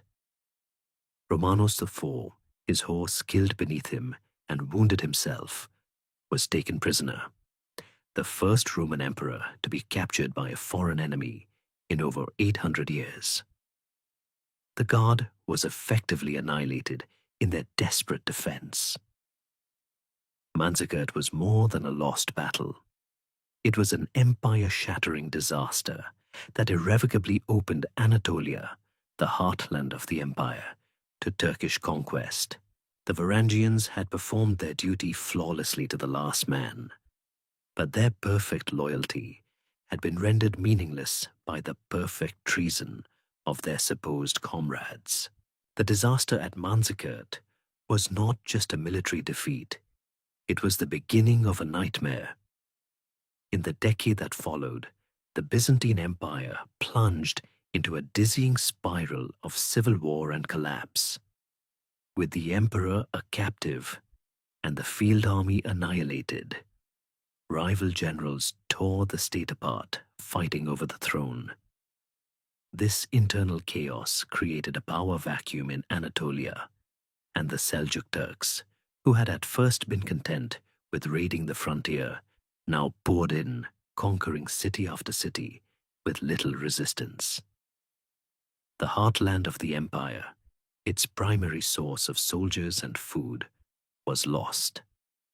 To the north, the Pechenegs once again swarmed across the Danube, and in the west, the Normans of Italy eyed the empire's death throes with predatory ambition.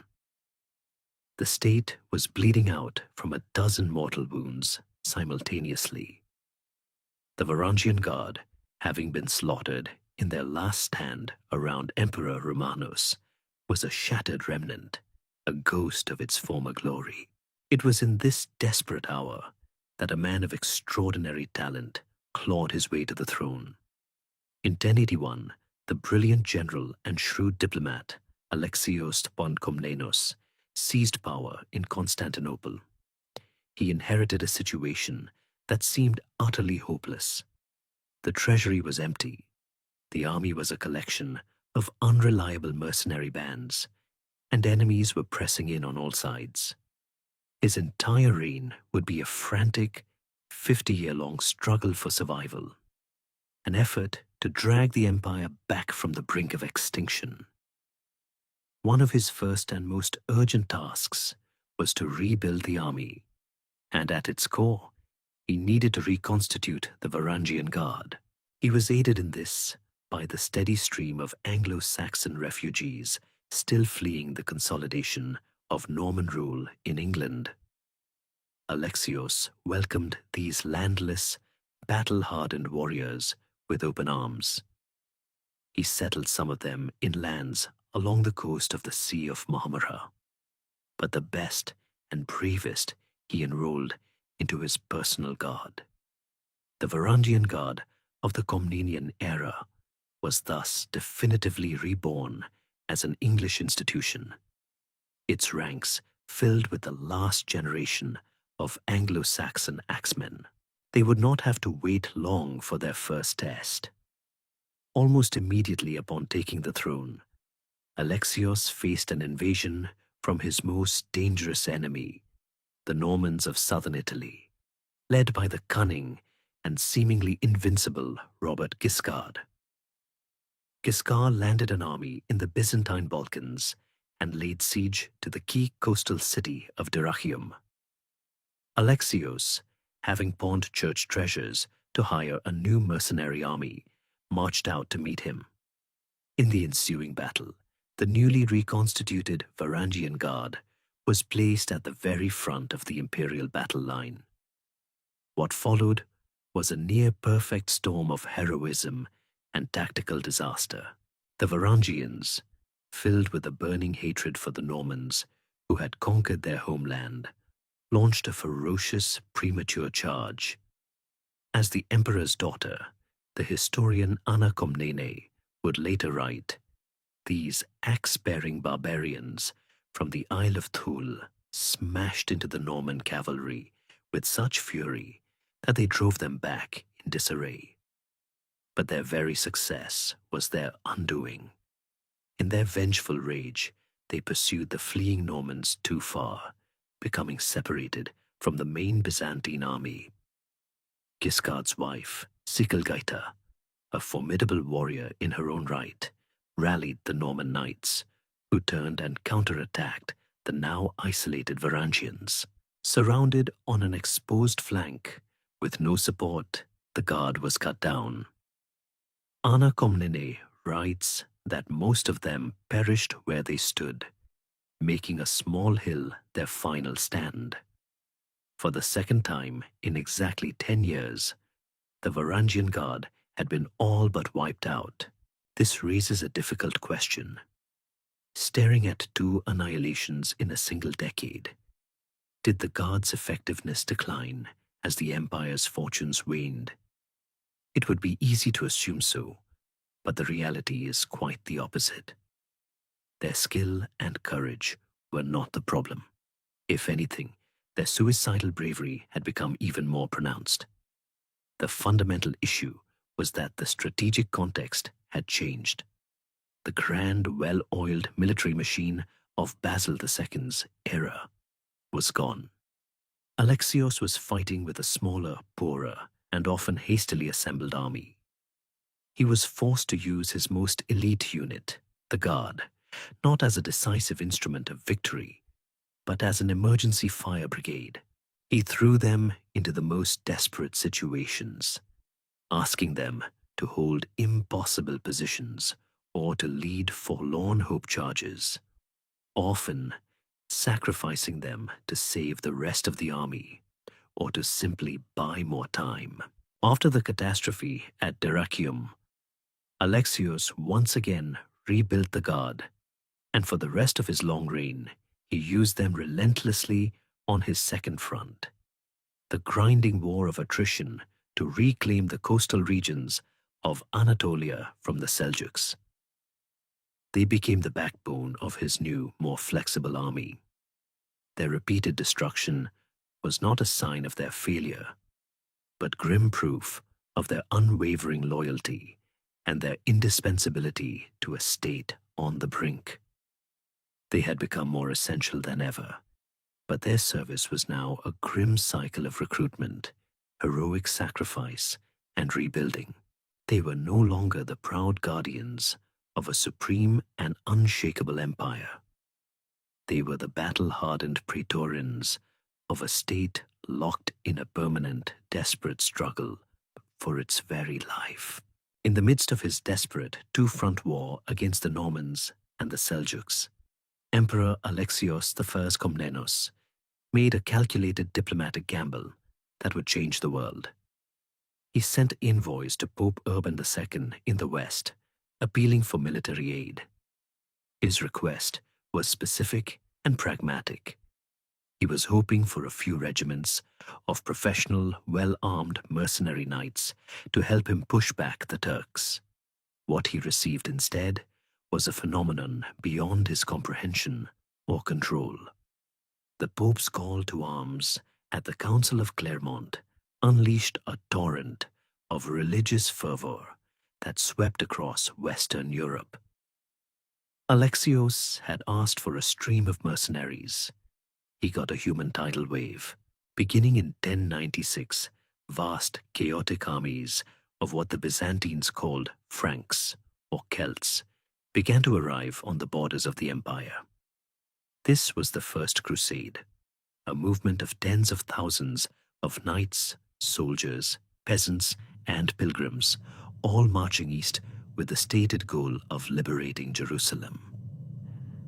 To the beleaguered emperor, this was not a rescue mission. It was a terrifying new invasion. From the ramparts of Constantinople, the Varangian Guard would have watched the arrival of these Western hosts with a mixture of awe and deep suspicion. These were not disciplined armies in the Roman mold. They were a motley, quarrelsome, and fanatically aggressive collection of feudal hosts who saw the sophisticated, wealthy Byzantines not as allies, but as effeminate, treacherous Greeks who were standing in their way. Alexios's first priority was to protect his capital from his supposed saviors. For this delicate and dangerous task of containment, he relied on his most loyal and disciplined troops, the Varangians. They became the city's armed gatekeepers, a stoic wall of axes between the fragile order of the capital and the volatile chaos of the Crusader camps that sprawled for miles outside the Theodosian walls. There were numerous violent clashes. When bands of crusaders tried to loot the city's suburbs or force their way across the Golden Horn, it was the Varangians who were sent to drive them back, their disciplined shield wall a stark contrast to the individualistic brawling of the Western Knights. Their second role was to serve as the emperor's intimidating enforcers during his tense negotiations with the Crusades' leaders. Men like Godfrey of Bouillon and the emperor's old nemesis, the Norman prince Bohemond of Taranto, were escorted into the palace for audiences with Alexios. These meetings were flanked by the ranks of impassive Varangian guardsmen, their great axes on their shoulders, a silent but potent reminder of the emperor's power. One can only imagine the bitter irony for the Anglo-Saxon Varangians, who had been driven from their homes by Norman invaders, now standing guard as their emperor negotiated with one of the most powerful Norman lords in the world. Their presence was crucial as Alexios masterfully cajoled and threatened the Western leaders into swearing oaths of fealty to him, promising that any former Byzantine territory they reconquered from the Turks would be returned to the empire. The Varangians were the muscle that backed up his diplomacy. The cultural clash was immense. To the Crusaders, the Varangians were a confusing spectacle. They were clearly men of the north, giants who looked and fought like them, yet they served this Greek emperor. This man they saw as effeminate and untrustworthy. To the Varangians and the Byzantines, the Crusaders were arrogant, uncouth, and possessed of a terrifying, unrestrained violence. The emperor's daughter, Anna Komnene, wrote of them with undisguised contempt, marveling at their greed and lack of discipline. The Varangians, with their code of loyalty to their paymaster and their professional military ethos, would have had little in common with these Western knights, who were driven by a volatile cocktail of piety, honor, and a lust for land. This unprecedented intersection of worlds raises a tantalizing question. Did any of the Varangian guardsmen, particularly the deeply Christian Anglo-Saxons, ever desert the emperor's service to join the crusade on its holy mission to Jerusalem? The historical record is silent on this point. No official account mentions any such defection. The Guard's corporate identity and its oath of loyalty were powerful bonds, and the promise of steady, generous pay from the imperial treasury was a more tangible reward than the uncertain glories of the crusade. And yet, the pull of faith must have been immense. To a warrior from England who had lost his home, the idea of marching to liberate the tomb of Christ itself could have presented a powerful, perhaps even irresistible, spiritual calling. It is possible to imagine a few individuals or small unofficial groups, perhaps while on campaign, far from the capital's watchful eyes, slipping away from their duties to join the great pilgrimage. If it happened, it was a quiet train, not a mass movement. The vast majority of the Guard remained true to their salt and their oath. Their duty during this strange and tumultuous period was not to march to Jerusalem, but to stand guard on the Bosphorus, protecting the empire from the chaotic consequences of the religious fervor it had unwittingly unleashed. After the tumultuous passage of the First Crusade, Emperor Alexios Komnenos was left to rule an empire that was still perilously fragile. While the Crusaders did indeed reconquer vast swathes of Anatolia from the Seljuks, their creation of independent Crusader states meant that much of this land was not returned to Byzantine control. Alexios was forced to continue his endless grinding wars to secure his borders, all while navigating the treacherous currents of his own court. His entire reign was a masterclass in survival, and at the heart of his survival strategy was his absolute and unwavering trust in his Varangian guard. For Alexios, who had himself seized the throne in a military coup, the threat of betrayal was not an abstract fear. It was a daily reality.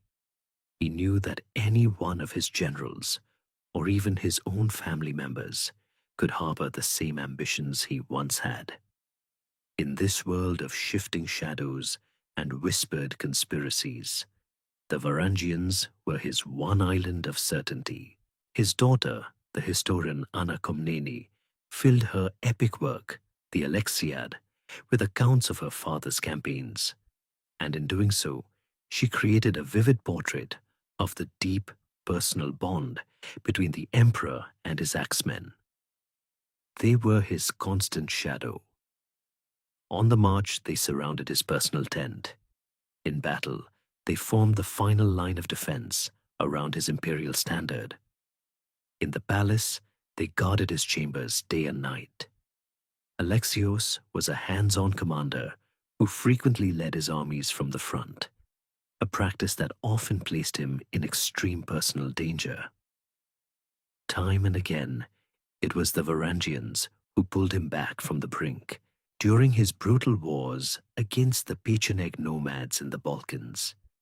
There were numerous chaotic skirmishes where the emperor found himself isolated and on the verge of being overwhelmed.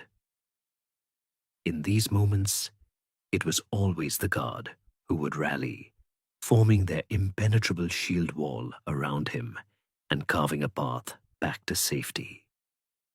At the decisive Battle of Livonian in 1091, which finally broke the Pecheneg threat, the Varangians were at the heart of the fighting, a disciplined anchor in a swirling, desperate battle that saved Constantinople itself. Their role as his protectors against internal threats was just as crucial. The Alexiad details numerous plots against the emperor's life, hatched in the heart of the court by ambitious nobles and resentful relatives. These conspiracies invariably hinged on one critical obstacle: gaining physical access to the emperor. This was nearly impossible. The conspirators, Anna tells us, were constantly thwarted by the inescapable presence of the axe-bearing barbarians. The Varangians were incorruptible. They could not be bribed because the emperor's pay was already the greatest fortune they could imagine. They could not be swayed by political arguments or family ties because they had none. They were the ultimate outsiders, and this alienation, which might have been a weakness in other circumstances, was the very source of their strength. Their sole function was to keep the emperor alive, and they performed it with a grim and terrifying diligence. This raises a deeper question. Why did Alexios trust these foreign mercenaries, these English exiles, more than his own Greek countrymen? The answer lies in his own cynical and deeply realistic understanding of power. Alexios trusted the Varangians precisely because they were foreigners. A Byzantine general, no matter how loyal he seemed, always had his own network of family connections, his own political ambitions, and a potential claim to the throne if circumstances shifted. His loyalty was conditional. The Varangians had none of that. An Anglo-Saxon then in Constantinople had no power base outside of the god itself. He could never hope to become emperor or place a relative on the throne. His entire world, his wealth, his status, his very life, was inextricably tied to the survival of his master, Alexios. Their self-interest was perfectly and permanently aligned with his. Furthermore, Alexios understood the cultural difference in their concept of loyalty. The Byzantine elite inhabited a world of complex, situational ethics, where oaths could be bent and betrayals could be justified by political necessity. The Anglo-Saxon and Norse warriors of the Guard, however, were heirs to a Germanic heroic tradition, a culture built upon a deeply personal and almost sacred oath of fealty between a warrior and his lord. This was a bond they understood in their very bones. Alexios was not just an employer. He was their chieftain, the gold giver of their sagas. They were his hearth company, and their duty to protect him was absolute, transcending politics. For Alexios Komnenos, a man ruling in an age of universal treachery, this simple, brutal, and uncomplicated loyalty was the most valuable and reliable force in his empire. The Varangian Guard was not just his best military unit. They were his lifeline, the living embodiment of the trust he could place in no one else. They were, in the most literal sense, the keepers of the Komnenian restoration. The heroic, desperate age of the Komnenian emperors gave way to a period of decline and decay under the disastrous rule of the Angelus dynasty. By the end of the 12th century, the Byzantine Empire was a hollowed-out shell, beset by internal corruption and ruled by a succession of weak and incompetent emperors. It was in this state of advanced fragility that the empire would face the ultimate, unforeseen horror. In 1202, a massive army of French and Italian knights, the Fourth Crusade, gathered in Venice with the stated aim of conquering Egypt. But they were short of money to pay the Venetians for their transport fleet. At that moment, a young Byzantine prince, Alexios Angelos, arrived with a proposition. If the Crusaders would help him overthrow his usurping uncle in Constantinople and place him and his blinded father back on the throne, he would pay their debts, fund their invasion of Egypt, and submit the Orthodox Church to the authority of the Pope. It was an offer the Crusaders, driven by a mixture of greed and piety, could not refuse.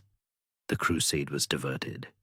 Instead of sailing to Alexandria, the fleet turned its brows towards the Christian city of Constantinople. For the Varangian Guard, now composed almost entirely of Englishmen and Danes, this was a bewildering turn of events. They had spent the last century fighting the empire's enemies, and now a vast army of Western Christendom, their supposed co-religionists, was appearing before the sea walls as an invading force. After an initial siege in 1203, the Crusaders successfully installed their claimant, Alexios Tsh, on the throne. But it quickly became clear that the young emperor had made promises he could not possibly keep. The imperial treasury was empty, and the attempt to levy brutally heavy taxes to pay the Crusaders turned the city's population against him. Tensions boiled over, and Alexios IV was deposed and murdered in a palace coup, replaced by a fiery anti-Latin nobleman, Alexios IV Mortsouflos. The Crusaders, feeling betrayed and cheated of their payment, prepared to take the city for themselves.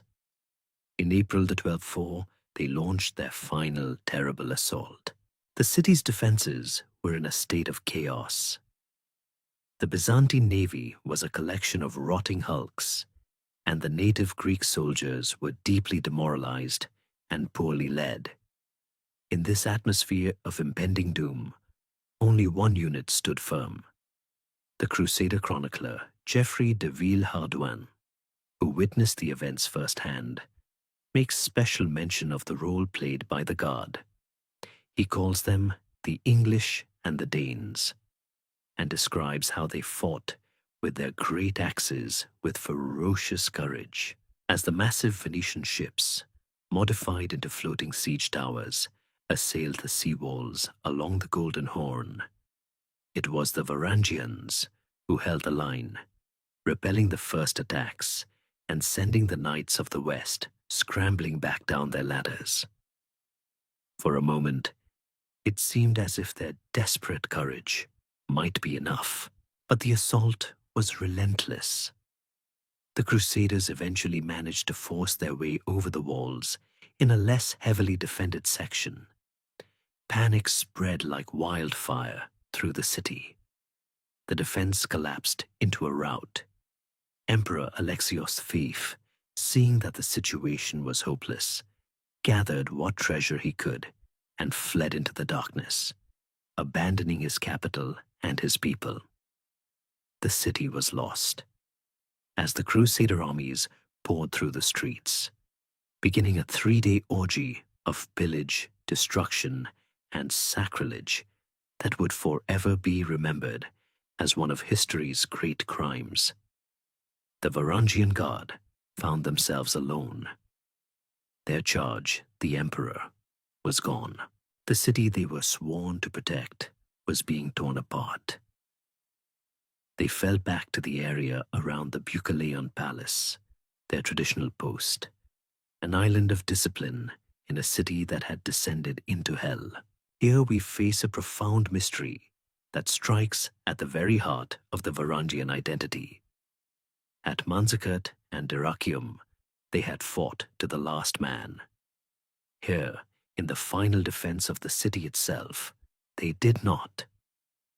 The chronicles state that seeing the emperor had fled and that the cause was lost, the Varangians negotiated a surrender with the Crusaders.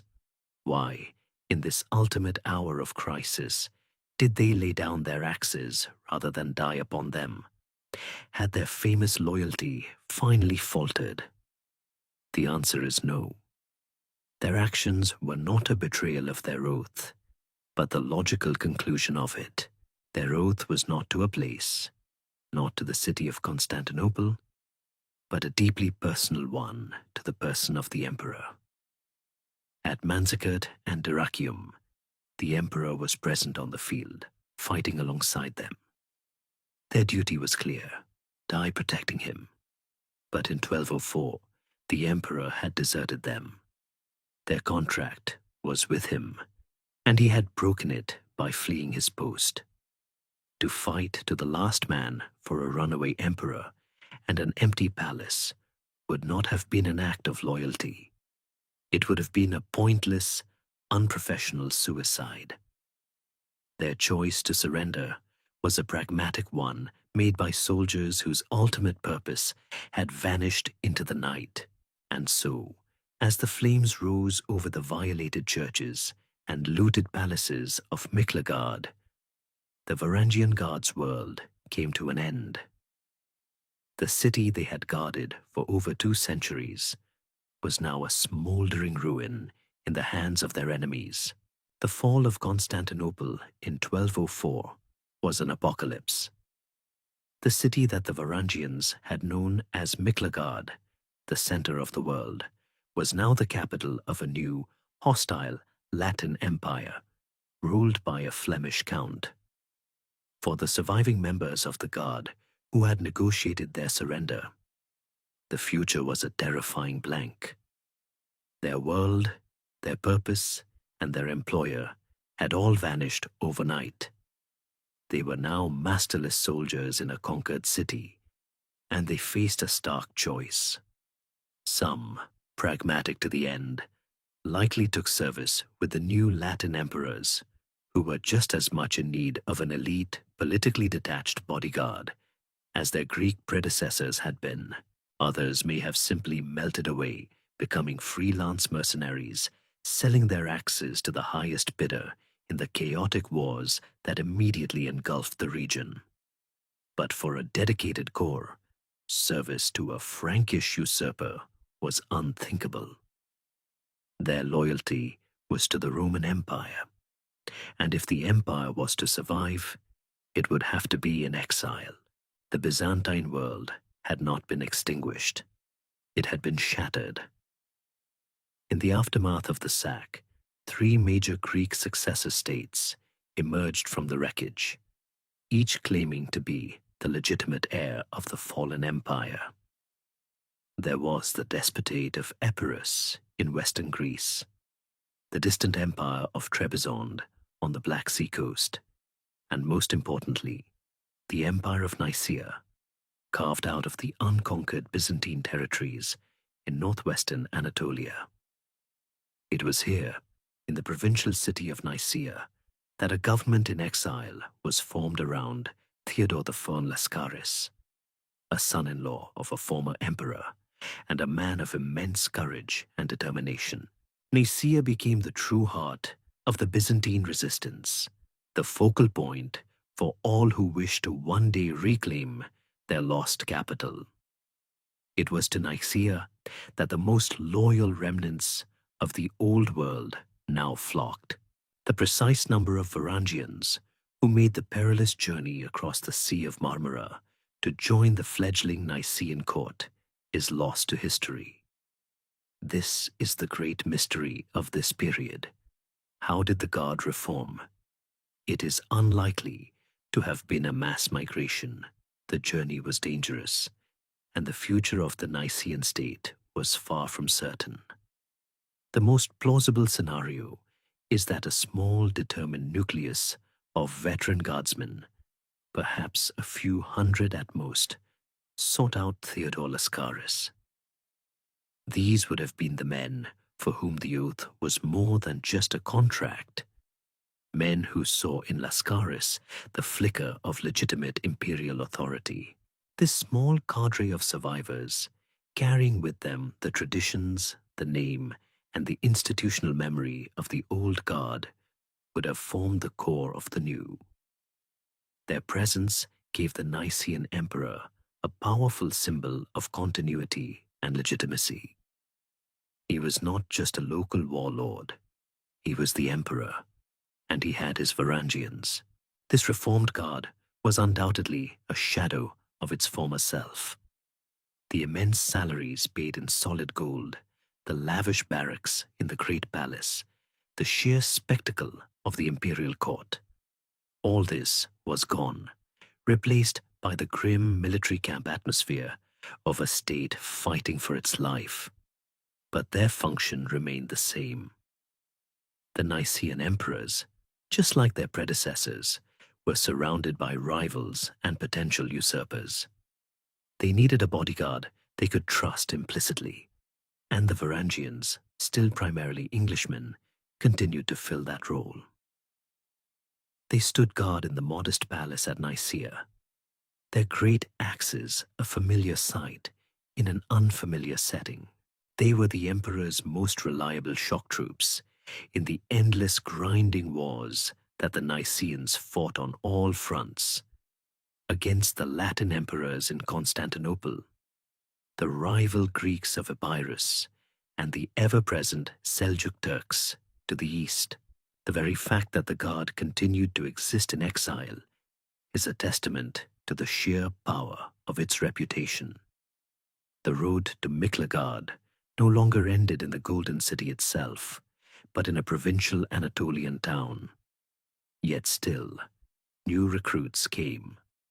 The promise of steady pay and high-status military service, even in a reduced, exiled court, was enough to continue drawing adventurous warriors from England and Scandinavia. The Varangian Guard had become more than just a unit. It was an idea, a brand name synonymous with elite loyalty and martial prowess. This brand was so strong that it could survive the destruction of its home and continue as a viable institution. For 57 years, the emperors in Nicaea planned and fought for the restoration of their birthright. And through all those years of exile, their Varangian guardsmen stood by them, a living link to the glory of the past and the symbol of their unshakable resolve to one day return.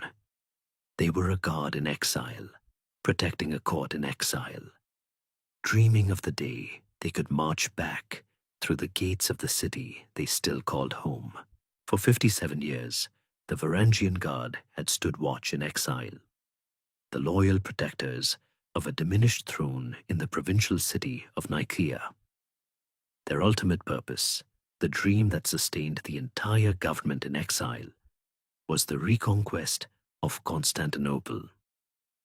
In July of 1261, that dream was realized in a manner that was as stunning as it was anticlimactic. A small Nicaean reconnaissance force, led by the general Alexios Strategopoulos, was scouting the environs of the old capital when they learned from local sympathizers that the main Latin army and the Venetian fleet were away on a campaign. The city was almost completely undefended. Under the cover of darkness, a few of his soldiers slipped through a secret passage in the ancient walls. They overwhelmed the handful of guards inside and threw open the gates. The Nicaean army surged into the city. The last Latin emperor, Baldwin II, was woken from his sleep, and in a moment of supreme ignominy, fled the city in such a panic that he left his imperial crown and scepter behind. Just like that, the Latin Empire collapsed. A few weeks later, the Nicaean ruler, Michael VIII Palaiologos, made his solemn entry into the city. He rode on horseback through the Golden Gate, the traditional route of triumph for Roman emperors, with the icon of the Virgin Hodegetria, the city's protector, carried before him. Marching with him, their great axes once again on home ground, were his Varangian guard. This should have been their moment of ultimate triumph, the culmination of 2 generations of loyal service in exile. But the city they returned to was a ghost, a hollowed-out ruin haunted by the memory of its former glory. The population had dwindled from 500,000 before the sack to perhaps 1/10 of that. Entire districts were abandoned and overgrown. The great palaces were crumbling and had been stripped of their lead roofs, the churches desecrated and looted of their treasures. The great palace, the Varangians' traditional home, was in such a state of disrepair that the new Palaiologan dynasty abandoned it for the smaller, more defensible palace of the Blachernay in the city's northwest corner. The guard had returned, but their home was gone. Under the new dynasty, the guard resumed its ancient duties. They stood watch over the emperor's chambers, escorted him in ceremonies, and served as the intimidating face of imperial power. On the surface, it seemed as if the old order had been restored. But the empire that Michael Palaiologos had reconquered was a pale imitation of the one that had been lost. It was small, impoverished, and surrounded by powerful enemies. The chronic bankruptcy of the state had a direct and fatal impact on the Varangian Guard, the single most important factor in the Guard's existence. The river of gold that paid for their lavish salaries and attracted the best warriors from the north had run dry. The Palaiologan emperors simply could not afford to recruit in England or Scandinavia in any significant numbers. The road to Miklagard, which had brought fame and fortune to thousands, had effectively closed for business. This led to the final great mystery of the Guard's existence. Did the unit simply disappear, or did it transform into something else entirely? The name Varangoi continues to appear in imperial records and ceremonial texts for another century and a half. An emperor in the 14th century is still described as being acclaimed by the Varangians, who salute him in his ancestral tongue and clash their axes. But who were these men? With the flow of foreign recruits cut off, it seems almost certain that the emperors began to fill the ranks of their most prestigious guard unit with their own countrymen, loyal Greeks. The change was likely gradual. The last few aging Englishmen and Danes would have served out their time alongside new Greek recruits, passing on the traditions, the name, and the iconic weapon. over generations, as the last of the Northerners retired or died, the unit became ethnically Greek. The title, Varangian, had become too prestigious, too steeped in history, to simply be discarded. It had become an honorific, a title of immense symbolic power. To be a Varangian was to be the emperor's most elite and loyal guard, even if you were from Athens rather than London. The axe, once the national weapon of the North, became a purely ceremonial object, a symbol of this ancient and revered tradition. The guard became a living piece of history, a performance of past glory. The men who carried the axes in the 14th century were likely Greeks playing the part of the legendary northern giants who had guarded their emperors for centuries. The return to Constantinople, the Varangians' greatest victory, was ironically the beginning of their end. It marked the moment when the economic reality of the declining empire could no longer support the institution in its original form. They had come home, but in doing so, they began a long, slow fade, their fierce, foreign identity gradually dissolving, until only the name, the axe, and the ghost of a legendary loyalty remained. The return to a broken Constantinople marked the beginning of the Varangian Guard's slow, dignified fade into a memory. The final chapter of their long story unfolds against the backdrop of the 14th century, an age of unmitigated disaster for the restored Byzantine Empire. The Paleologan dynasty presided over a state that was in a state of terminal decline, a slow-motion collapse that lasted for nearly 200 years. The period was dominated by a series of ruinous and shockingly self-destructive civil wars, where rival emperors and ambitious aristocrats tore apart the last remaining territories and emptied the treasury to hire mercenaries to fight their own countrymen. This constant infighting accelerated the decay of the state, leaving it powerless to resist the inexorable rise of its new enemies, particularly the Ottoman Turks in Anatolia and the expanding Serbian Empire in the Balkans. In this desperate new world, the nature of mercenary work had changed. The emperors, chronically bankrupt and always in need of soldiers, could no longer afford the elite, long-term loyalty of a force like the Varangians. Instead, they turned to cheaper, more volatile, and ultimately more dangerous alternatives. The most infamous example was the Catalan Grand Company, a band of Aragonese and Catalan mercenaries who arrived in the early 1300s. They were a terrifyingly effective fighting force, but they possessed none of the Varangians' legendary discipline or loyalty. They were a corporation of killers, serving only their own interests. After winning victories for the emperor, they felt they were being underpaid and turned on their employers, carving a path of destruction through the Byzantine countryside that was more devastating than that of any foreign enemy. The Catalans were the dark antithesis of the Varangian ideal, a lesson in the profound danger of hiring mercenaries whose only loyalty was to themselves. As the century wore on, emperors increasingly relied on Turkish and Serbian auxiliaries, a clear sign that the balance of power had irrevocably shifted. In this chaotic and impoverished environment, a prestigious and expensive honor guard like the Varangians became an unaffordable luxury.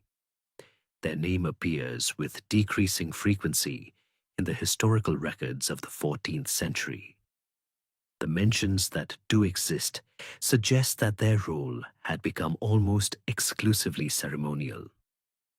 A mid-14th century text, the Book of Offices by Pseudo-Codinos, gives us one of our last clear glimpses of them. It describes the elaborate court rituals of the Paleologan era and notes that at Christmas, the Varangians, with their axes, would stand on either side of the imperial throne and acclaim the emperor, wishing him long life in their ancestral tongue, which the text specifically identifies as English. This is a remarkable and poignant image. A handful of men, likely native Greeks by this point, preserving a centuries-old tradition by speaking a few formulaic phrases in a language from a faraway island, a language that had once dominated their barracks. It was a performance of a loyalty whose original practitioners were long gone. This leads to the final quiet mystery of the god. What was their very last recorded action? There is no chronicle of a final heroic battle. There is no imperial decree formally disbanding the unit. They simply vanish from the pages of history. Their end was not a dramatic bang, but a slow, silent fizzle. The most likely scenario is that the god was never officially terminated, but simply withered away from financial neglect. As the 14th century bled into the 15th, the empire was reduced to little more than the city of Constantinople itself and a few scattered territories. There was no money for palaces, for elaborate ceremonies, and certainly not for a god whose primary function was to evoke the glories of the past. The last Varangian service probably ended not when he was struck down in battle, but when an imperial paymaster informed him, apologetically, that the treasury was empty and his salary could no longer be paid. The last axe fell not with a clang on a Norman helmet, but with a quiet thud as it was placed in a palace storeroom. For the last time, its owner pensioned off or dismissed. While some romantic accounts suggest a Varangian presence during the final desperate siege of Constantinople in 1453, the concrete evidence is non-existent. Their watch had ended long before. The institution that had been born in the crisis of a 10th century civil war that had terrified Saracens in Sicily and Crusaders on the Bosphorus, that had held the line at Manzikert and saved emperors from 1,000 plots, met its end in the quiet, bureaucratic reality of imperial bankruptcy.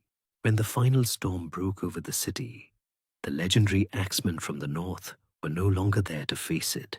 The story of the Varangian god does not truly end in the dusty, forgotten armories of 15th century Constantinople. It has a second life, an echo that resounds thousands of miles away in the lands from which the first axemen came. The connection between Scandinavia and Miklagard was not a one-way street. For every warrior who died in the emperor's service, there were others who completed their term, collected their immense fortune, and undertook the long journey home. These returning veterans were transformed men. They had seen the world's greatest city, served in its most sophisticated army, and they brought back not just wealth, but stories and ideas that would leave a permanent mark on their northern homelands. The most tangible and moving evidence of this connection is etched into the granite boulders that dot the Swedish countryside. These are the Varangian runestones, dozens of memorials raised during the 11th century, the golden age of the god. They were commissioned by grieving families for sons, brothers, and husbands who had gone east on the Osterwege and never returned. Their terse, poetic inscriptions are miniature sagas of ambition, adventure, and loss. A stone inlaid might read, Ragnvaldr had the runes carved. He was in Greece. He was leader of the host. Another, more mournful stone tells us, Ingigerdr had this stone raised in memory of Gauti, her husband.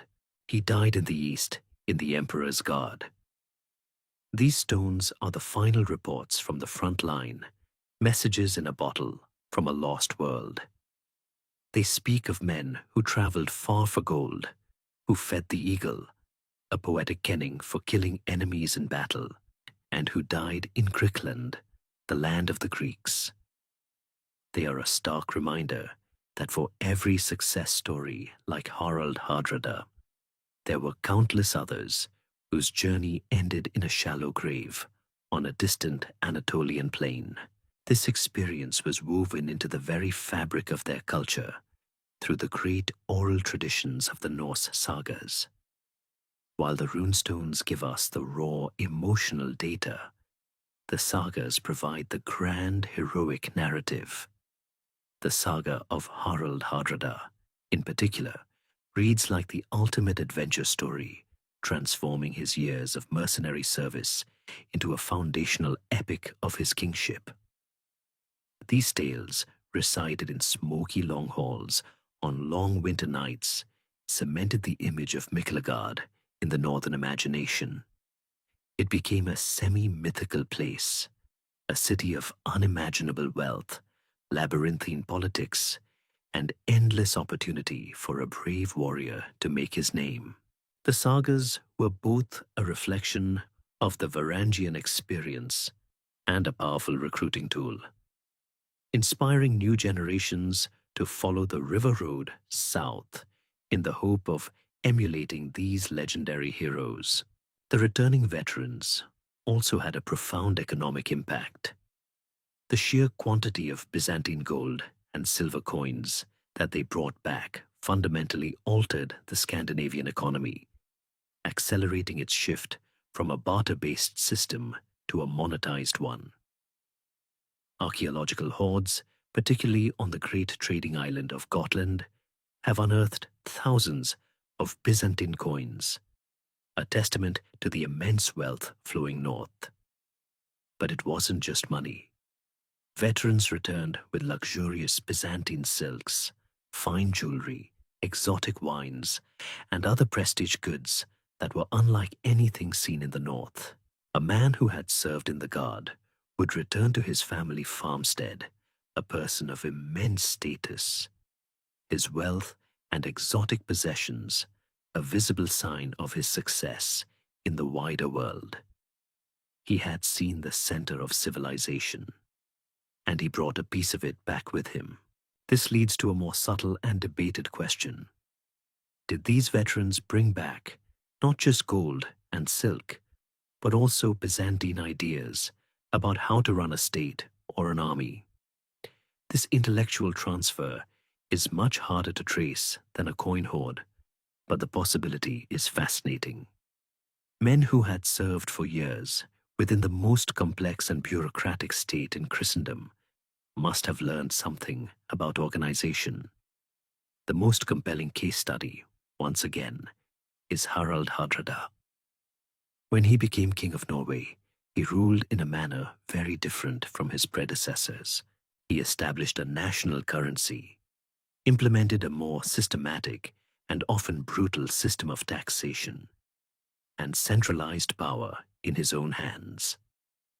Many historians argue that these policies were directly inspired by the efficient, centralized, and cash-based model of the Byzantine state he had served for so long.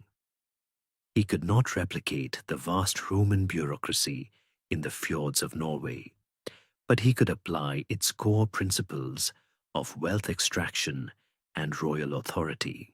Militarily, the influence is harder to spot. The nature of warfare in Scandinavia remained largely unchanged.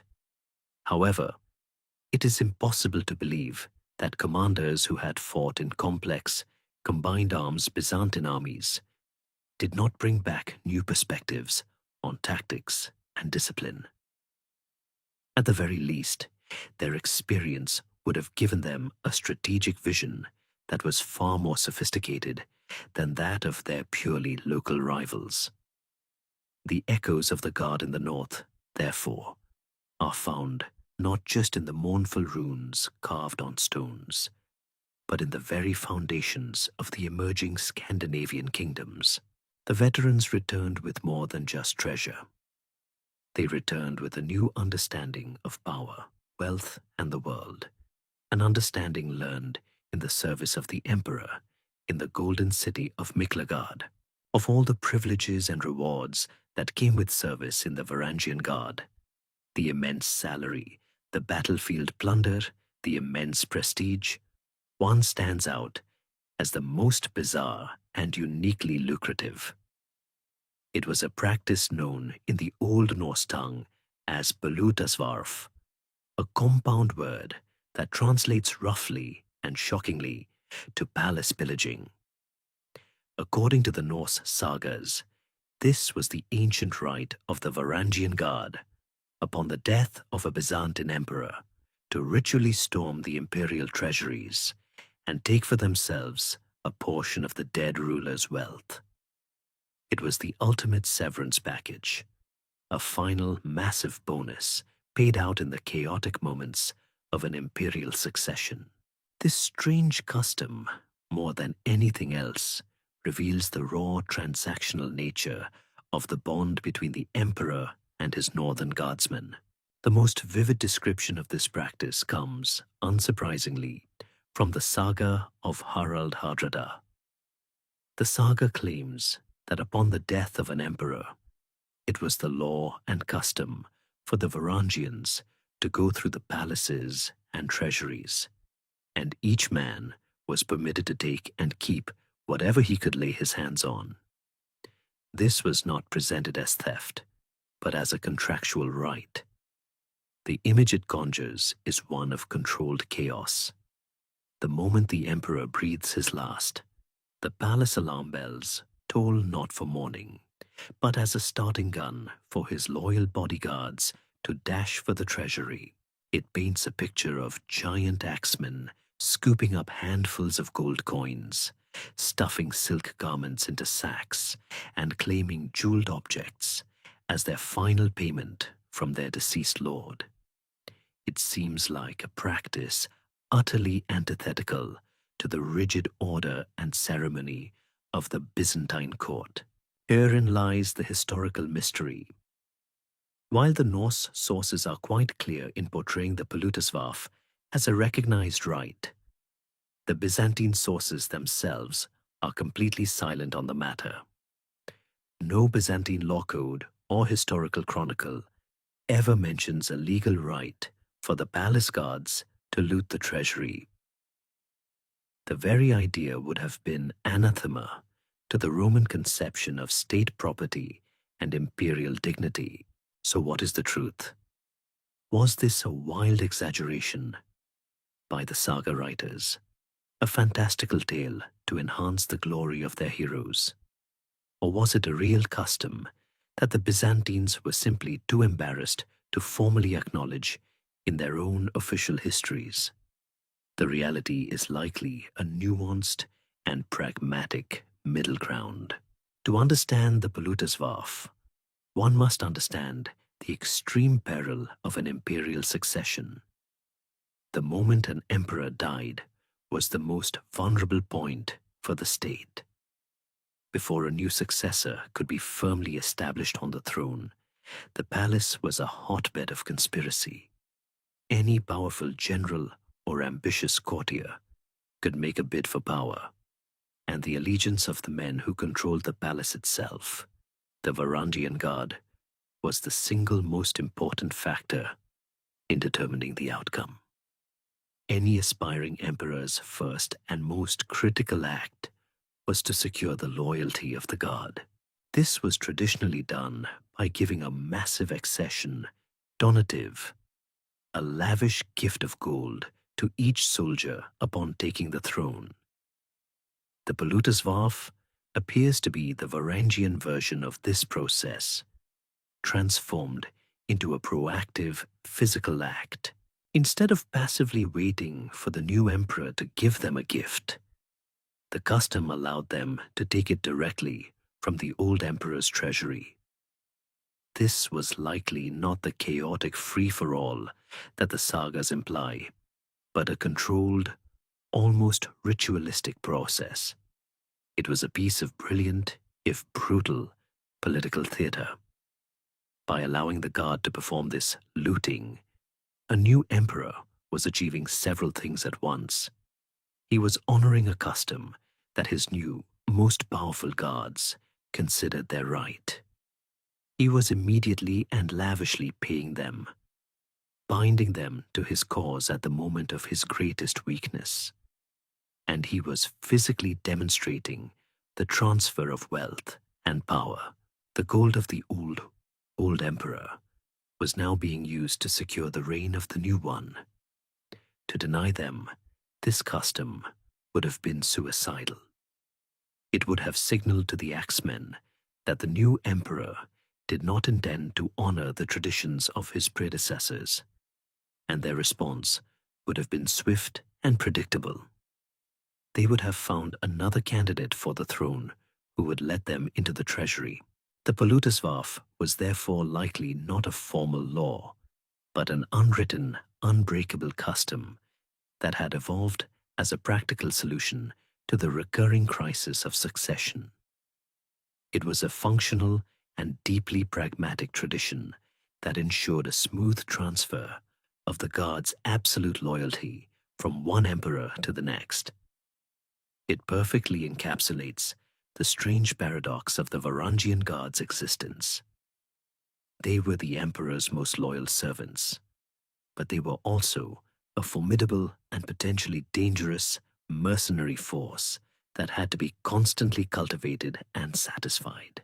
The Poluteswaf was the mechanism that balanced this paradox, a strange ritual that reaffirmed their loyalty by appealing directly to their mercenary nature at the precise moment their allegiance was most in doubt. When armies and traders move across the world, they leave more in their wake than just battle scars and trade goods. They leave footprints in the very language of the people they encounter. Words are cultural artifacts, and the story of the Varangian god can be traced through the linguistic fossils they left behind, scattered across the vast territories they traversed. Their verbal legacy is a tale of two profoundly different impacts, one of deep and foundational influence in the lands of the Rus, and one of stubborn, proud foreignness in the heart of the Greek Empire. The most significant linguistic impact of the Norsemen was on the developing Eastern Slavic languages of what would become Russia and Ukraine. Here, they were not just hired gods, but a ruling elite, and their language became the language of power. The very name of the people, the Rus, is almost certainly a loanword from Old Norse, likely from a term for the men who row.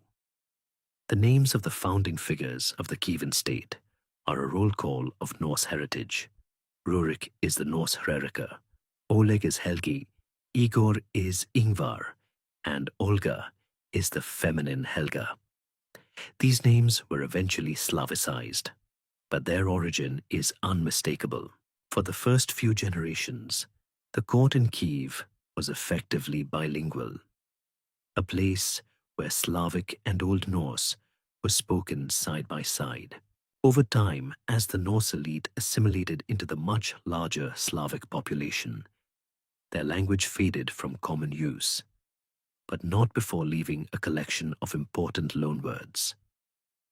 Many of these words relate to the core concepts the Norse introduced: statecraft, trade, and maritime life. The Slavic word for prince, knyaz, is believed to be an early borrowing from the Proto-Germanic kuningas, the same root that gives us the English word king. The Russian word for an anchor, yakor, comes directly from the Old Norse keri.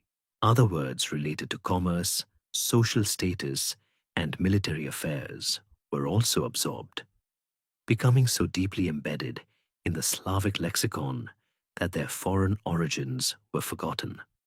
This linguistic inheritance is the enduring proof of the Normanist theory. that the foundational impulse for the first East Slavic state came from these Scandinavian adventurers. The situation in Constantinople was entirely different. The Byzantine Empire was not a nascent collection of tribes.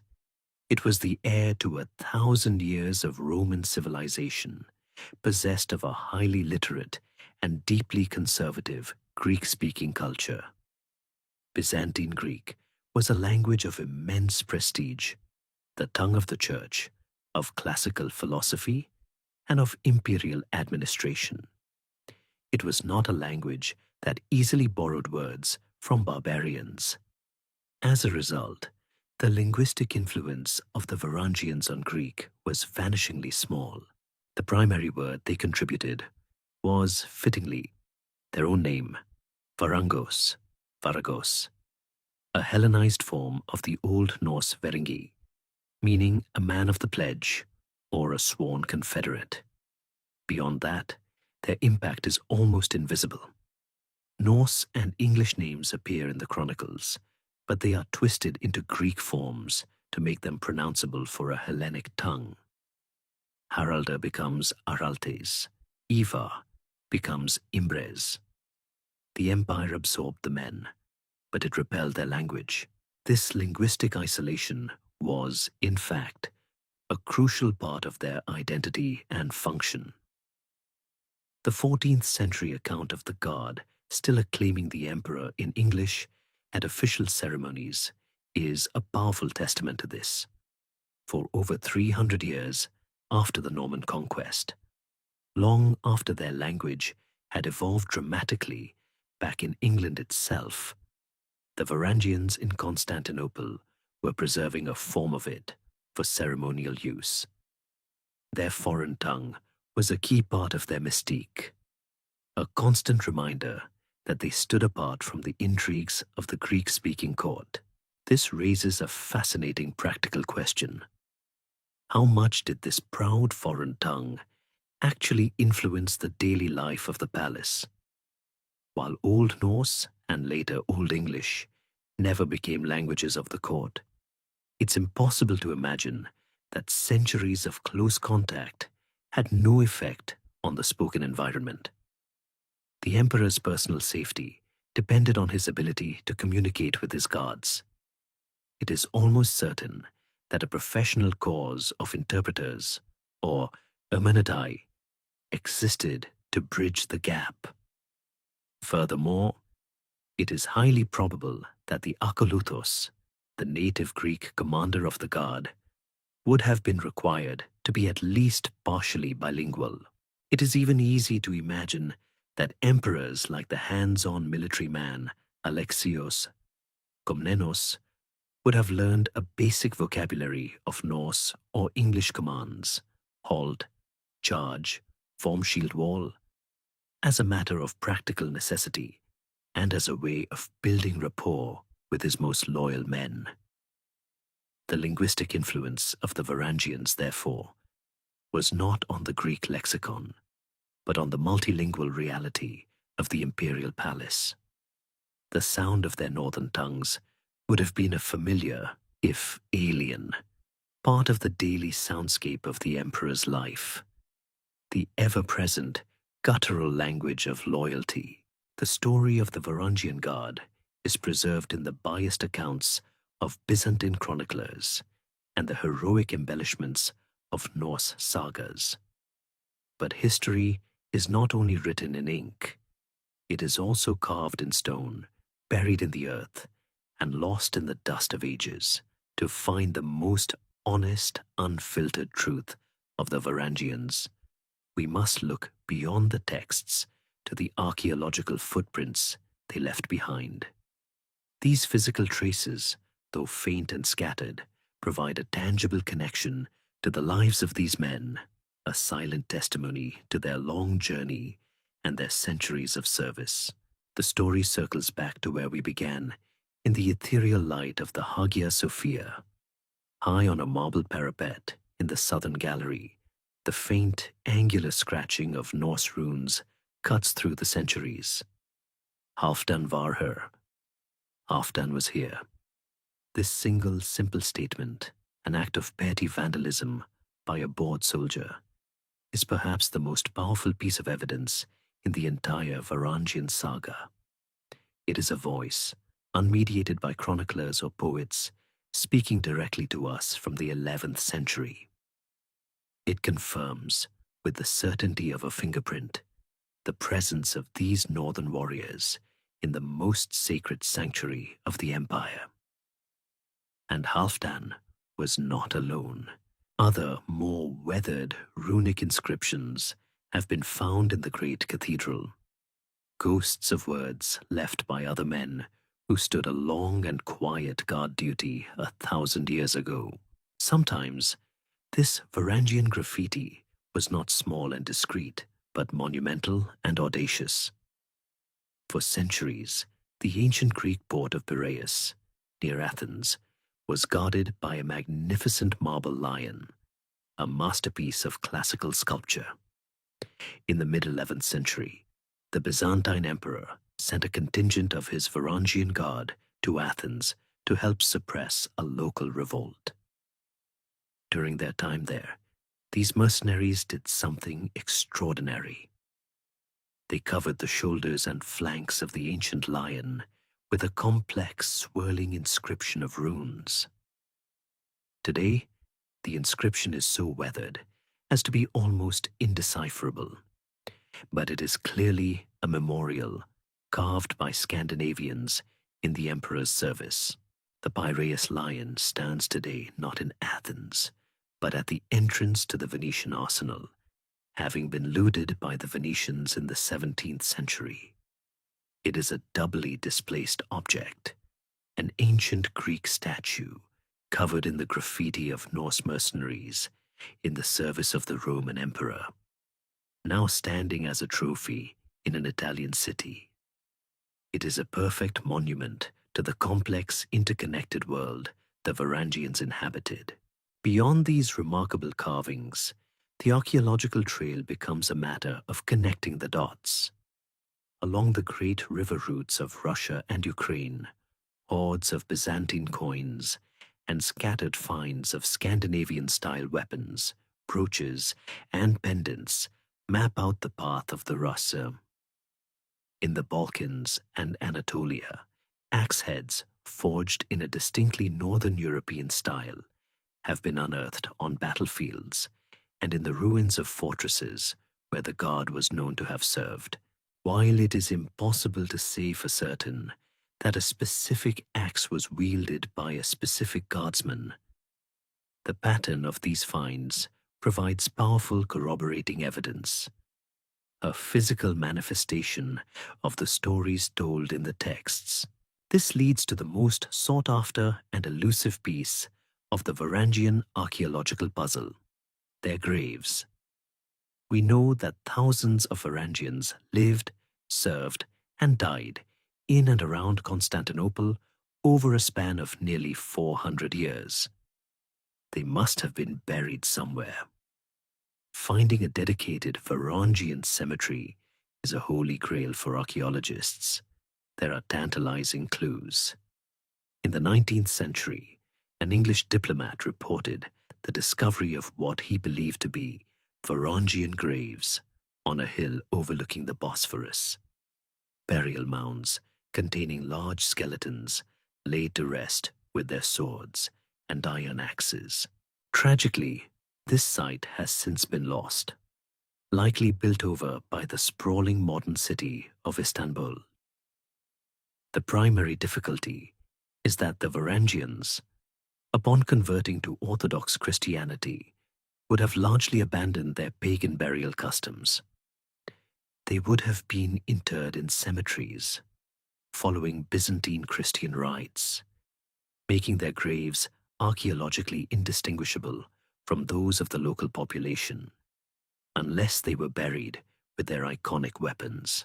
The future of this search, however, may lie not in finding more axes, but in the science of the bones themselves. Modern techniques like isotopic analysis, which can determine the geology and climate of the region where a person spent their childhood, by analyzing the chemical signatures in their teeth and bones, offer a new way forward. An archaeologist could, in theory, analyze the remains from a Byzantine-era cemetery in Istanbul and identify a skeleton as belonging to a man who grew up in England or Sweden. This would be definitive proof, a way to finally meet the Varangians themselves, long after their graves have lost their names. The archaeological record is a quiet one, a history told in whispers. But each carved rune, each unearthed coin, and each fractured bone is a piece of the puzzle, an echo in the earth that proves, more powerfully than any saga, the simple truth that the Varangians were here. And so our long journey with the axemen from the north comes to an end. We have followed them from the icy fjords of Scandinavia, down the great river roads of the Rus, and into the golden heart of the world's greatest city. We stood with them in the marble halls of the great palace, on the dusty battlefields of Anatolia, and in the blood-soaked mud of a last stand on the Adriatic coast. We watched them guard emperors and blind them, amass legendary fortunes, and die in anonymity. We saw them born in a moment of desperate crisis, and we watched them fade away into a quiet ceremonial memory. Their story, spanning nearly 500 years, is one of the great epics of the medieval world. But this raises one final question. Why does their legend endure so strongly? History is filled with elite imperial bodyguards. Why do we remember the Varangians with a particular romance and clarity? The answer, in part, is that they stand in such stark contrast to other more infamous guards. The Praetorian Guard of the Roman Empire is remembered not for its loyalty, but for its treachery. They were kingmakers and assassins who repeatedly murdered their emperors and once even auctioned off the throne to the highest bidder. The Janissaries of the Ottoman Empire, likewise, eventually became a state within a state, a powerful political faction that frequently overthrew sultans who displeased them. They were a source of instability, not a guarantee of it. The Varangian Guard stands as the great exception to this rule. Their legacy is not one of rebellion, but one of almost unwavering loyalty. With very few exceptions, they did not play politics. They did not seek to place their own commanders on the throne. Their purpose was simple: to protect the reigning emperor. In the treacherous world of imperial power, their steadfastness was a remarkable and memorable anomaly. Their legend is also fueled by the sheer romance of their story. It is a tale built on a powerful cultural contrast. Rugged, straight-talking barbarians from the wild north, serving as the trusted protectors of the most sophisticated, complex, and sometimes decadent civilization in the world. It is a story of epic journeys, of men who traveled thousands of miles not for conquest, but for a contract. The image of a young man leaving his farm in England or Norway and ending his career as a fabulously wealthy veteran of the Emperor's personal guard is the stuff of adventure novels. They connect worlds we normally think of as separate: the Viking Age, the Anglo-Saxons, the Kievan Rus, and the glittering world of Byzantium. They are a human bridge between historical eras and cultures that fascinate us. Ultimately, the myth of the Varangian Guard endures because it is a perfect story. It is the archetype of the loyal warrior, the ideal mercenary.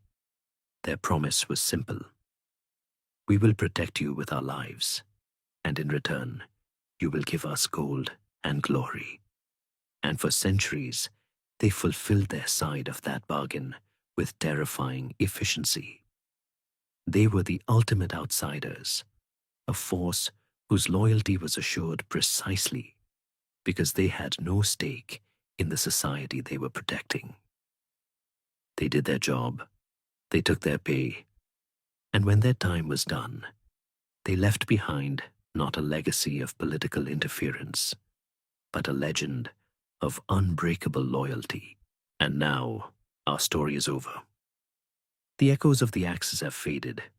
The great city of Miklagard is a memory, and the men who guarded it are sleeping in the dust. The long journey is at an end, and it is time for you to rest as well. Let the images of fjords and golden domes, of river roads and marble palaces dissolve into the quiet darkness.